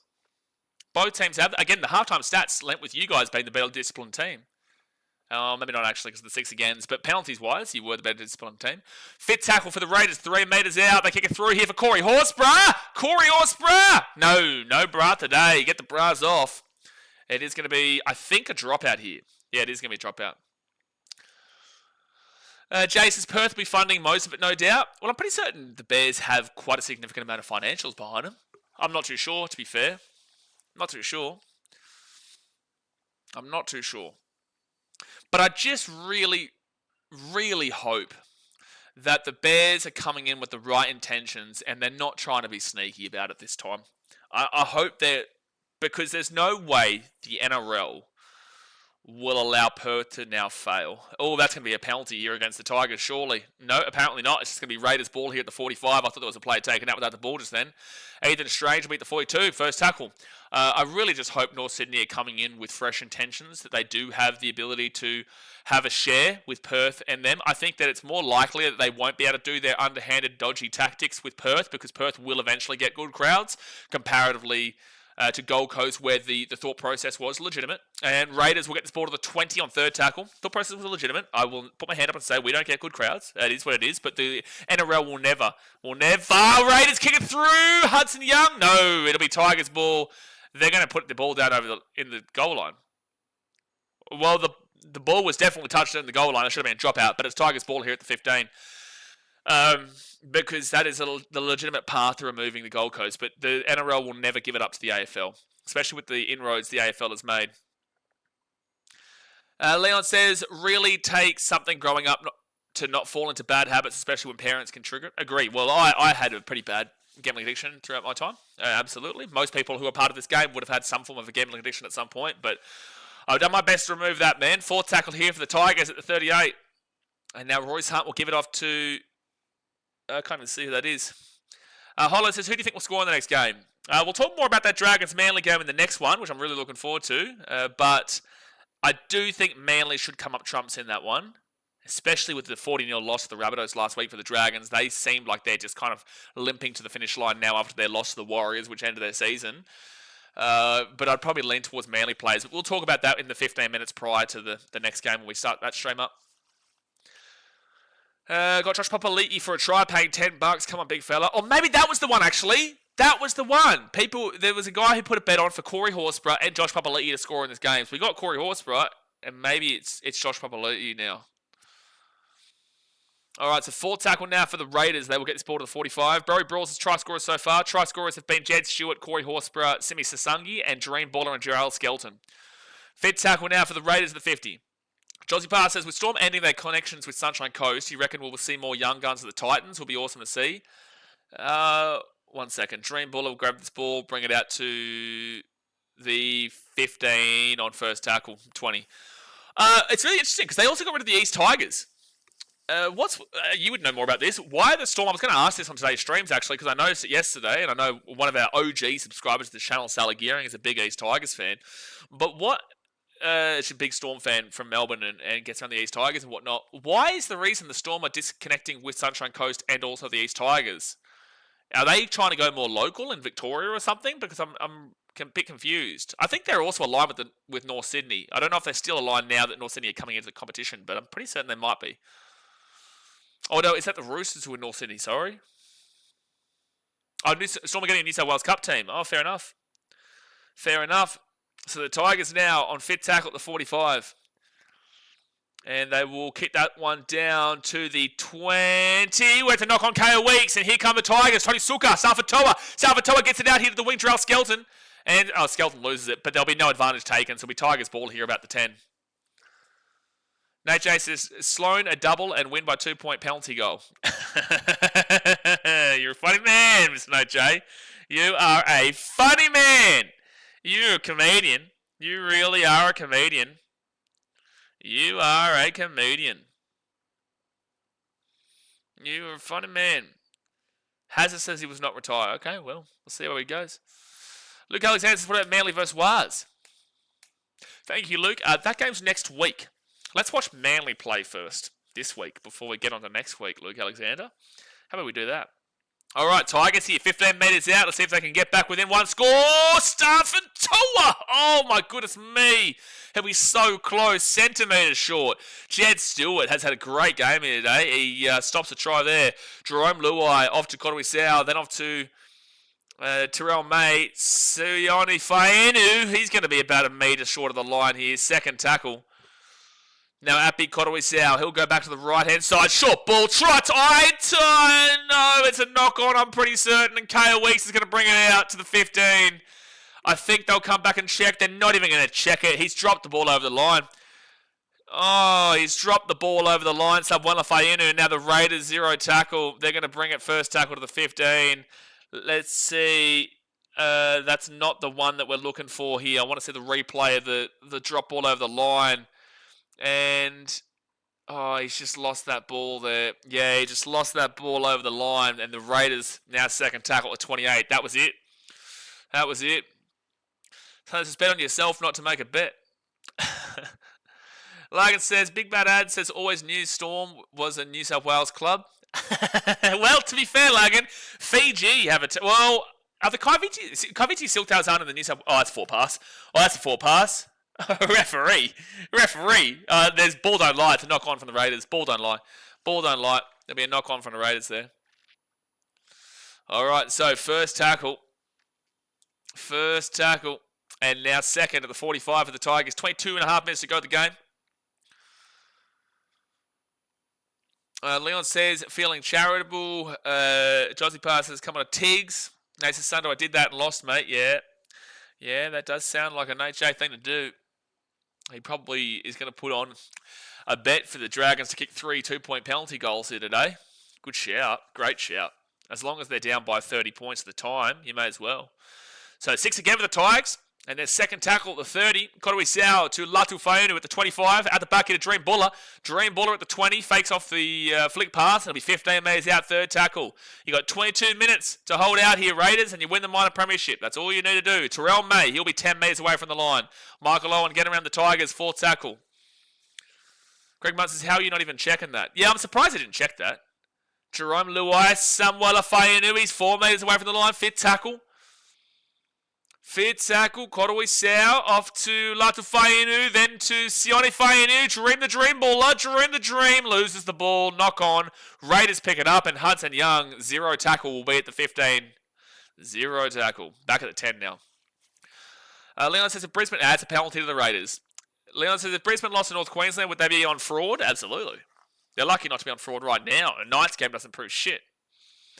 But I caved the pressure and took them off. But if they lost to the Cowboys, absolutely. Absolutely! And twice on Saturdays. Twice on Saturdays. And a day now sent me a message.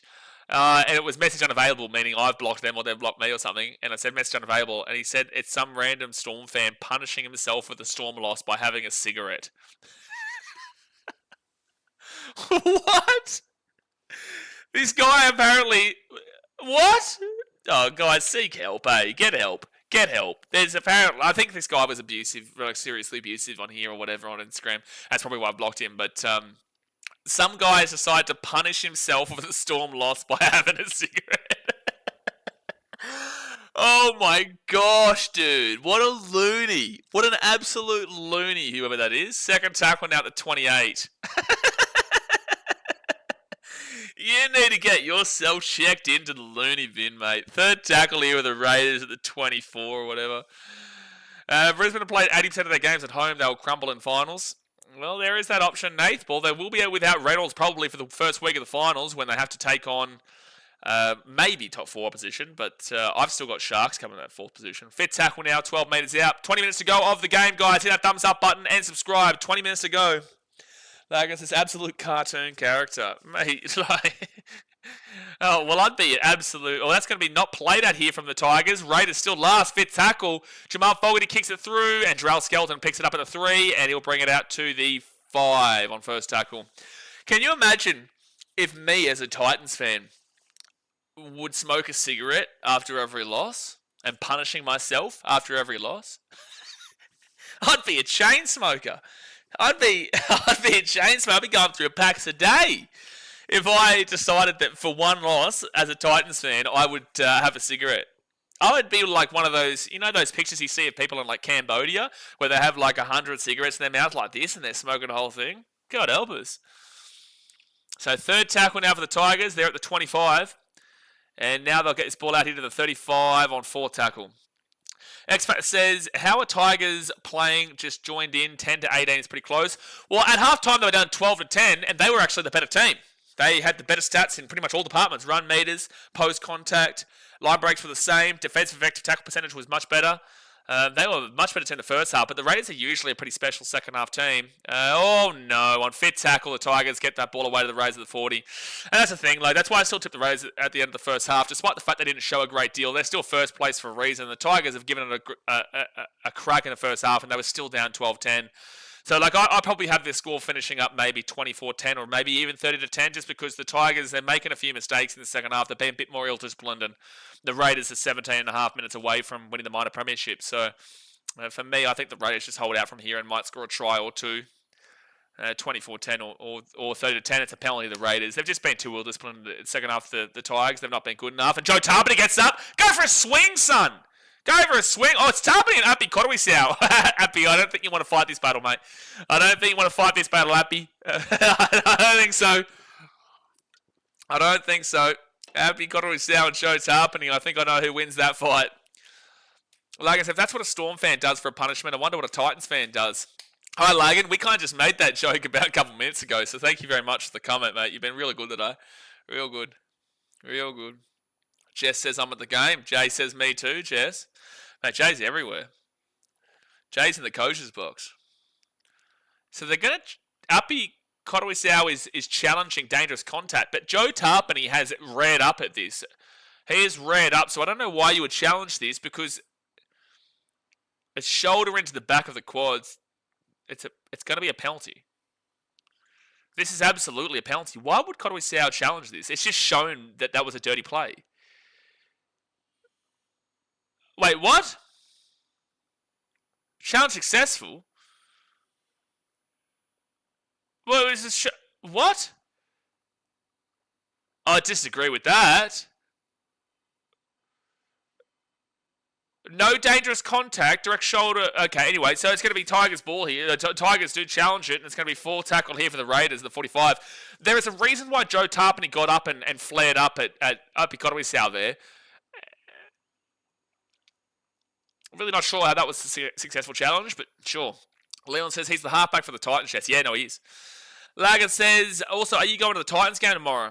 I'm timing you out 5 minutes. We'll see you in 5 minutes, Lagan. We're gonna see you in 5 minutes. You've done enough Sherlock Holmes for today. So fit tackle for the Raiders, and they will kick it up, and it's going to be the 15, and Dream the Dream Baller will get this ball, and it's going to be a penalty to Canberra. Penalty to Canberra. Bull don't lie. Bull don't lie. Bull don't lie. Johnny Parsons, guess that's why he challenged. I don't know what the game is anymore. Well, I don't think that was late from Luai, so I don't even think the Tigers should have been penalised for that. I don't think the Tigers should have been penalised for that. That's fair play for mine. A couple of really odd calls in the last few moments. Leon's just Lagan's had a shocker today. When's he not at a shocker, the old Lagan? When's he not? When's he not? So 17 minutes to go, you have the game raised. We'll get the penalties. They'll be 20 metres out. And with a converted try, I think that probably does do it in. Lagan must steal his mum's phone to watch his streams. So Raiders now 10 minutes out. Can you... Geez, like, I know Dazmate won't cop too much when the Dogs lose. Like, but Lagan, you might absolutely get slammed here in this chat. If the Dogs don't win the comp this year, you might get slammed, mate.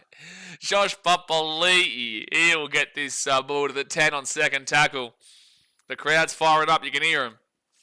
They know a minor premiership is 16 minutes away. Josh Papali'i rolls it back, Jamal Fogarty, then off to Zach Hosking, and Hosking's going to be 5 metres away from the line, third tackle. Because, like, Dazmate takes a piss, but you know he's taking the piss. Lagan's like a 50-50, whether you know he's taking the piss half the time. And that's going to be Hudson Young. I keep getting confused between Zach Hosking and Hudson Young for some reason. I know they're both back rowers, but I don't know why I keep going to call Hudson Young Zach. 12-10 was the halftime score for the Raiders. Kelladrin. Josh Papali'i offloads it out the back, and it's going to be the Tigers who get the ball, and Stafford Toa on 0 tackle. We'll get this ball at the 8. Yeah, they're going to say knock on, so it'll be Tigers ball at the 10. X-Factor says, if Ashley Klein wins the comp for the Panthers in the grand final, do you think viewership of the NRL goes down by 99%? If there's like a robbery and the Panthers won because of Ashley Klein, sure. But I don't think the Panthers make the grand final. I think the Panthers will struggle to make the preliminary final. That might be a bold call, but I do think the Panthers get knocked out whether it be first or second week. And that might be a bold call, but I can see it. And that's not based off of the 17 players they didn't play with on Thursday. That is based off of the fact that I do feel like that they have gone on into a point where they haven't proved themselves against the big time of the opposition. They've gone to the extra time, so I will give them that credit. But I don't think the Panthers make the grand final, and I will have preliminary final right now. You know, Raiders and Storm for sure. And then, for me, surely the Bulldogs do it, surely. But they do give major Sharks vibes. Could see the Sharks surprising, but like the preliminary finals are actually really difficult to call. Really difficult. If the Broncos have a fully healthy team, as healthy as they can be, maybe, but they won't make the grand final. They won't win the grand final. If they against the Warriors, definitely not losing first week. Jeez, Warriors are just copping it. And KO Weeks will get this ball to the 20-23, and justifiably so. The Warriors do deserve to cop it a little bit. They do. So first tackle now for the Raiders at 23. Leon says Panthers would play the loser of Dogs and Stormont right now in week 2. Well, that's probably the Dogs. Dogs Panthers played a great 8-6 game. I could definitely see them get knocked out second week to the Dogs. Definitely. All right, so it's going to be second tackle for the Raiders. And now they'll bring it out to the 35. Third tackle. 14 minutes to go until you win a minor premiership, Raiders. She's going to hold out this 8-point lead. They give it to Matty Tomoko. And Tomoko will get it to the 45. Fourth tackle. Tigers, if you weren't so ill-disciplined in the second half, you could have absolutely snuck this win. And Zach Hosking, he'll bring it to the 40. That's a great, basically 8 meters post-contact there. Jamal Fogarty will put this one up straight down the guts, and it'll be Dream the Dream who picks it up at the 3. He'll pass it across. And now the Tigers, Sherrell Skelton, will be taken down about 8 meters away, first tackle. Freeway Jones, the Dragons versus Eagles prediction. I'm going Manly. I think the Dragons are mentally done for the season, whilst Manly still have a slither, but they're not going to make the finals. We'll obviously be live for that game. We'll talk more about it 10 minutes previously to the game starting when we start that stream up at about 2:20. Oh, it's a knock on for Tigers. The Raiders will get the ball here 23 minutes away. So that'll be, 5:20 p.m. your time in Queensland, New South Wales, when we start that game up. It's 2:20 for me. But we'll talk more about that then. But I am tipping Manly. Leon says, Panthers Storm in week 2 would be quite something. Yeah, can't see the Storm losing week 1 with a full-strength team. And I think Jerome Hughes will be back for that. Oh, you could have argued. Like, it is a loose carry, but Strange does knock it out. Rebel Nuts says, Tom Starling injured. I don't think so. Tom Starling was on just before. I don't know. I'll have to look at the team. Because Owen Paddy's on. No, probably not. It's just Owen Paddy's on. Owen Paddy is their hooker. When Tom Starling's not there, they do like to mix them up. So no, it's just that Owen Paddy's on. Jaden says, who'd win in a game? 2025 Sharks versus 2017 Sharks. Why 2017 Sharks? Why not 2016? Oh! Ethan Strange just got crunched by Jarrell Skelton. He got slapped and he still got up. Wow. Jarrell Skelton's come out worse out of that. God bless him. He is not good on the field. But Strange is one of the strongest blokes you're ever going to know. He just got absolutely annihilated by Skelton. The tackle is made, so I don't know why he tried to get up and run again. But jeez, Ethan Strange just got rocked by Skelton. Strange then proceeds to get up and try and run again. But Jarrell Skelton is still down injured here. Gee whiz. How about Strange? His head got rocked back like a bloody carousel. And Jarrell Skelton's the one who comes out the worst of it. But why 2017 Sharks, Jade? Do you mean 2016 Sharks? Greg Muntz is stupid not to challenge that. Lagan says, loser of Storm vs Dogs play the winner of 6th versus 7th, but who knows who's in that game. I would say 6th versus 7th would be Warriors and Panthers. And I'd probably lean with the Panthers to win that game. Which means that I would have the Storm to beat the Dogs, and I would have the Panthers to probably beat the Warriors, so that would be Dogs versus Panthers, which is why we're talking about it. All right, Jay. Jay says, because 2016 Sharks won the grand final, whereas 2017 Sharks won out first week, which will probably be the outcome for 2025 Sharks too. Well, the Sharks have been bounced out in straight sets quite a lot in recent years. So you could have even used last year, you could have used the year before that as well. I would say 2017 Sharks probably beats this 2025 Sharks. I'd go 2017 Sharks. Because at least they won the grand final the year beforehand. Yeah, sure, they got bounced out, but I would say, yeah, I would lean with 2017 Sharks. So we're still waiting for Jarrell Skelton here, who is unfortunately injured. He's obviously not going to play the rest of this game. Olivia Reed with the $8 donation. Says, I'm here, sorry I'm late. Thank you very much, Olivia Reed, for the $8 donation. Get around ya. We got a big game later on, Olivia. We've been talking plenty of Cowboys propaganda here today too. Plenty of Cowboys propaganda. So Jarrell Skelton will walk off the field here. It's actually been pretty good today, Jarrell Skelton. Thank you, Olivia. It's Aryan says, who going to hit any chance? West Tiger. What? Who going to hit any chance West Tiger? I don't know what you're saying. I know you say question mark with an answer, but what's the question? Who going to hit any chance West Tiger? I don't know what that means. Greg Martin says, last year Sharks made it to the preliminary final. Oh, yeah, true, actually. They lost week 1, then won week 2, didn't they? Who'd they play last year? Shit, I can't remember. They lost to the Melbourne Storm in week 1. And then... Oh, they beat the Cowboys 26-18. That's right. Yeah, they beat the Cowboys. So Raiders now, third tackle, 10 metres away from the line, 12 minutes to go of the game. Yeah, lost to Penrith in the preliminary final. I know that, Greg. But I was talking about the second week because they would have had to have at least won one game. And I knew they lost the Storm quite well in Melbourne the first week. So the second week, they then played the Cowboys and won that one. 5 metres out from the line, fourth tackle for the Raiders. Owen Paddy, he gets it across into Jamal Fogarty. Jamal Fogarty kicks it through, and it's going to be a... Oh, no, he's touched it. He has touched it, so it will be a drop out from the Tigers. He wanted to let it go, but the bounce was awkward. Says, any suggestions on teams to bet on today? Well, I tipped the Raiders in this one 13+. They might still get it.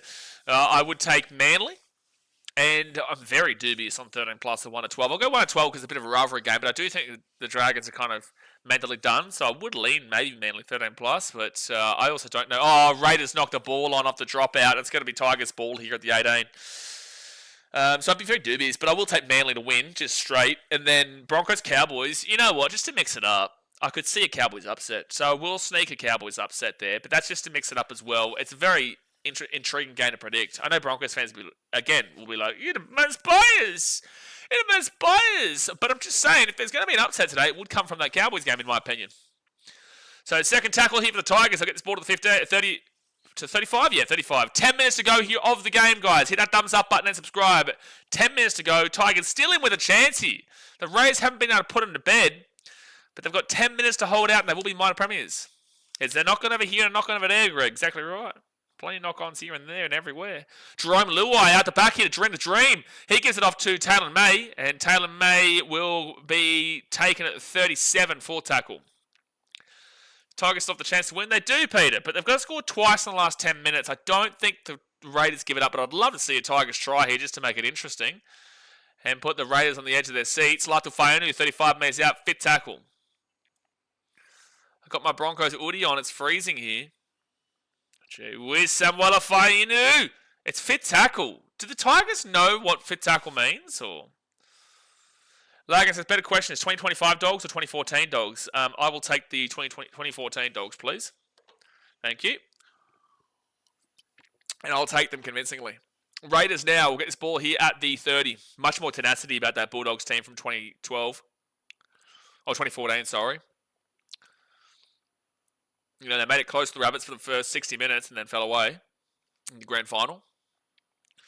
Seb Watson says, lovely day, 7:45 a.m, sun's shining. The sun's not shining shit in England, mate. Second tackle here for the Raiders, now third tackle at 45. But good morning to you, Mr. Seb Watson. I can already tell what kind of day it's going to be with you, considering you've just said it's sunny in England, which is just a blatant lie. And now the Raiders will be 42 minutes out, fourth tackle, 9 minutes to go of the game. Like I said, I think the only thing the 2025 Dogs has over the 2014 is the back five. That's great, but I don't think there's anywhere near as much... I don't think the tenacity is there comparatively. I don't think the Dogs have the mentality compared to that 2014/2012 Dogs team. Jamal Fogarty puts this one up into the corner. Also very different style games. That's going to be a knock-on from Jed Stewart. So it'll be Tigers ball here at the 10. I don't even check the bunker. It's very clearly a knock-on. Oh, they're going to check the bunker. There's no point, but sure. Tigers fit tackle players are cooked. They have been cooked all day, fit tackle-wise. Yeah, for sure. For sure. So, yeah, Sunatrova and Jed Stewart go up for this one, but it's very clear Jed Stewart knocks it on. I have no idea why we're even looking at this. Like, why are we even looking at that? Steve says Raiders should rest all their players next game. They probably will. As long as they go on and win this game, they're up by 8 with 8.5 minutes to go. As long as they go on with this, they probably will rest their players against the Dolphins, which should give the Dolphins extra motivation to get 2 big wins against the Titans and then the Raiders. But we'll see what Sticky Ricky decides to do. Because you've got to remember, top 4, if you win your first game in the first week of the finals, you will get a rest week. You will get a rest week in the second week of the finals. So it's like sometimes you don't need to, but they will have the minor premiership locked up by now, so you would assume they will rest their players next week and not risk injury. So the Tigers now will be 22 metres away. Because the thing when you ask questions when you're comparing a team of the past to a team of now, you've got to tell me what kind of game style it is. Because if you're talking about in the attacking fluidity style of now, you are usually going to lean more so towards the teams of now. But if you're talking about the defensive style that was the early 2010s, 2000s, then you're going to lean with them. And if you're going to go to the 80s and 70s, you've got to go the ultra defensive style and the ultra grit kind of game. Wow, lots of fun with a good 15 post contact there. Like, it's so difficult to compare eras because the games are played so differently. I think the Dogs' defense is good now, but if you, like, that Dogs team was also very good defensively back then too. Raiders knock it on. All right, well, it's actually a penalty. No, it's a knock on from the Raiders. So it's just going to be Tigers with a chance here. There's still a chance, the Tigers. There's still a chance. They are going to challenge this. Don't know why. They might. Maybe the Tigers are challenging? No, Raiders are going to challenge it, knock on. I thought the Tigers were challenging for a potential penalty for being in an offside position and picking it up. The Raiders are actually saying there's a disruptor here from the Tigers. I don't think so. Dream Baller goes up for it. He does pull away. Yeah, no, this will be a penalty actually because he goes out for it and then pulls his hands back, which is a disruptor. Yeah, this will be a penalty. And KO Weeks was kind of looking at him knowing what happened. So it is actually a successful challenge there from the Raiders and really good. So Dream Bullet goes up for it. He is looking to go for the ball, but then about a metre beforehand, he does bring his hand away from it, and then ultimately it's just a part of the play without making a play, which does make it a disruptor. That is the correct call. Seb Watson says Matty Nicholson must be back soon for the Raiders. I'm not too sure. Raiders with a quick tap here. Matty Tomoko brings it out at the 23. And it'll be first tackle for the Raiders at the 20. 7 minutes to go here. Minor premiership on the way to Canberra. I don't feel like, someone please correct me, I don't feel like the minor premiers usually win the comp. I feel like the Panthers have been minor premiers 1 or 2 of the last 4 years, and the Storm have been a minor premier for 1 of those years, or 2 of those years. Anton says, do you stay in Australia? Yeah, well, I'm from Australia, and I grew up my entire life in Australia, but this year I've been all over the world. This year I'm in Vietnam, been in India, Thailand, Hong Kong, bloody America, everywhere, mate, Fiji. But I'm from Australia. And my entire life, I'm from the Gold Coast. 4th tackle now for the Raiders there at the 45. And it's going to be Morgan Schmitties gets the ball to the 48 on the Tiger side of the field. Michael says, my mum put bets on for me. And later I got hooked and lost loads. But 1 second here, right outside the Razor away here. Razor away. Matty Tomoko kicks the ball over the top. And Tigers get the ball at 15. Okay, so that comment's been removed. Oh, but Jesus Christ, help me set me free. Get around your mic. I love that. I absolutely love that. Good to see that you found Jesus Christ through your struggles. So Stafford Tower now. It'll be 3rd tackle at the 25. Hosmul says, Tigers, please. This final minute is yours. Well, there's 6 minutes to go, so there's final 6 minutes. But they do need to score twice. Not that it's playing for anything, but just to hurt the Raiders fans' feelings and make them wait another week for that minor premiership, but right now it's looking like it's going to Canberra. 5th tackle here at the 50. Terrell May at Big Cottery Sow. He'll whack that ball up high in the air. Not an easy kick to take here for KO Weeks, but he makes it look easy. And he'll bring it out to the 15, to the 20 on first. No, he's away at the 25, the 30, and taken down. Anton says, first time watching yesterday. You had me hooked on the Ashes line. Cannot wait for that. Love the NRL chat commentary. Thank you. Appreciate you, Anton. Are you English or are you Australian? Are you English or Australian? The Ashes, they are full on here, mate. We do have a lot of banter. When it was that was some of the most fun times here on the channel, and that was when we were first kind of starting out with streams. But that was some incredible days. Like we sit through the entire day here, and it gets leery. All right, so the Raiders now be 4 tackle. Get the offload away to Joe Tarpany. Tarpany here on the inside, and the Raiders are going to win the minor premiership. A try underneath the post, and Canberra, you can welcome the minor premiership. Fly it on down. It's yours to keep for 2025. This is the first time in 35 years you will win the minor premiership. They score under the post. Booshka! Try time. About to be 24-10. Anton says, proud Pom over here, so looking forward to it. We watch them live on the TV, whoever be in the chat understand. Well, that's what we want people to do. The best thing is to watch the game and also to commentate. But some people can't watch and listen, so we do obviously both. But it always works better if you're able to watch and then get involved in the chat and whatnot. But Joe Tarpany, great run, pass it to Ethan Strange, and they will score. And Sundo, you're allowed to go to Canberra now because you haven't jinxed them. You are allowed to enter the vicinity of the nation's capital. You have not jinxed them. Art of Limbs says Titans in your minor premiers. Exactly right, Art of Limbs. Exactly right. Kiko says, I've never seen a more dirty, one-sided officiated game in my life. Okay, well, you've had a bit too much to drink here for a Saturday, considering it's only 3:52 right now. No, what is it for you guys? 4:52. It's a bit early for you to be on this many terps. But ultimately, I have absolutely no idea what you're talking about. At the end of the day, at halftime, the Raiders had more penalties against them. Yeah, the Tigers have been giving away plenty of 6 against, but have you looked at the way the Tigers have been playing? The Tigers have been giving away some very silly penalties. The second half, this is what the Raiders are known for. Their second halves are known for this and taking it away. But ultimately, the Tigers have had 10 errors. The Raiders have had 10 errors. The Tigers have given away 9 penalties in this game, but a lot of them have been from silly penalties where they're just standing over the player. There's been 2 specific penalties off the top of my head that I look at and go, why are the Tigers doing that? Because it legitimately was a penalty, but why were they, like Royce Hunt's one was just an absolute specialty for that, and then there was another one. At the end of the day, the Tigers haven't been good enough. They were good in the first half. They couldn't get over the line. It was 12-10 to the Raiders at halftime, despite all the stats leaning with the Tigers. The run meters, the post-contact meters, the line breaks were the same. The defensive effective tackle percentage was much better in favour of the Tigers. They'd given away less penalties. They'd had the same amount of errors, which was only 4. Ultimately, the Tigers just simply weren't good enough today. They gave it a crack. You got to take some solace in that. The Tigers weren't playing for anything, whilst the Raiders are playing for a minor premiership. So, no, the refereeing and the officiating has not cost you this game. The ill discipline of the Tigers have cost you this game. But either way, the Tigers have had a successful season for their standards. So I would take some solace in that.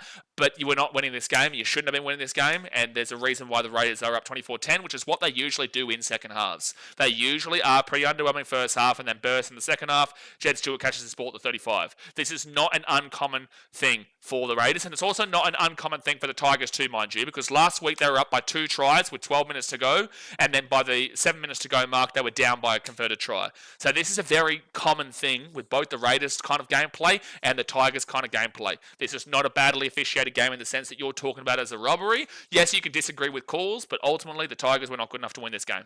And I am coming from a perspective where I don't really care. Like, I don't care about the Tigers and I don't care about the Raiders. I'm happy for the Raiders to win the minor premiership for sure. I'm very happy for them. But there's just no way that anyone's going to say that a team's been robbed in this game. So it's going to be 5th tackle here for the Raiders, and they're going to be 20 metres out. Sorry, it's 4th tackle. And here we go. They kick this ball over into the corner for Jed Stewart. Where's the bounce? Sonia Torova gets it, and he'll be taken down at the 2. Chris Lloyd says, who do you think will win the later game? I'm taking an upset of the Cows. I am. I think it's the only upset opportunity here today. I think Manly get the win. So I'm going to take the Cows as an upset, but I think the Broncos are deserved favourites. But I'm not convinced just yet. Well, wait. Well, I want to see how they go in that.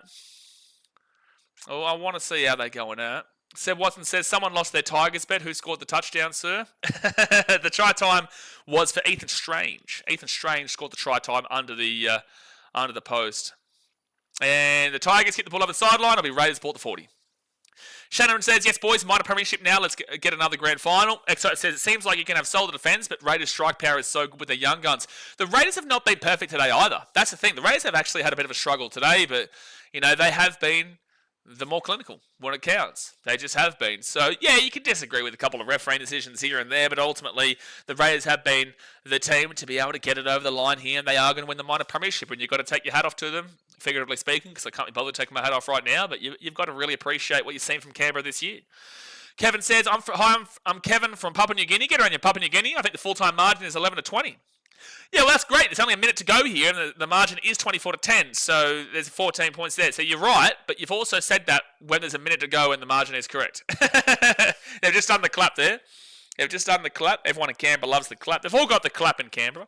Second tackle here at the 20. Don't worry about that. It's now 6 again. And the Raiders will bring it first tackle here to the 18.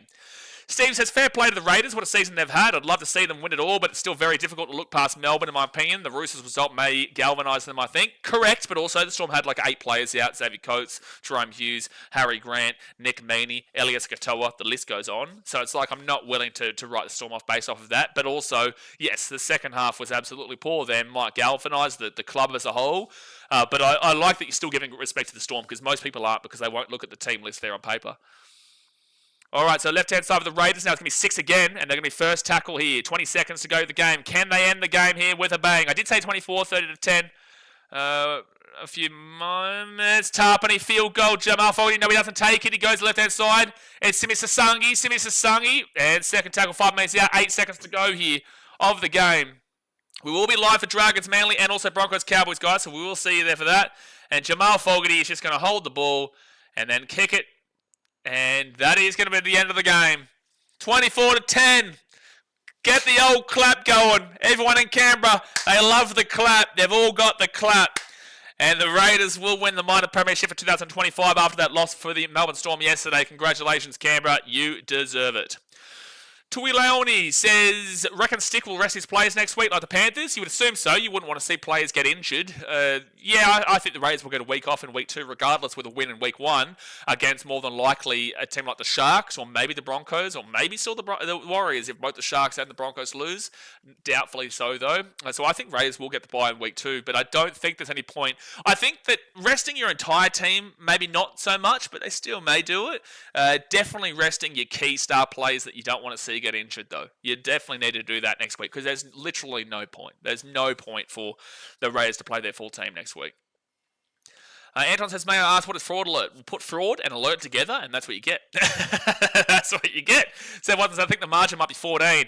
Seb Watson, let's not be silly now. You know, there's still a whole full 0 minutes to go of this game. Come on.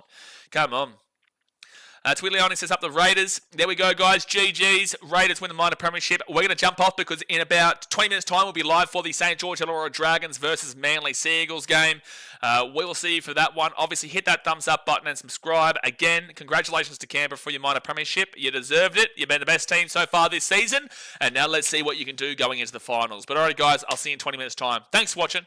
Catch you later. Boom.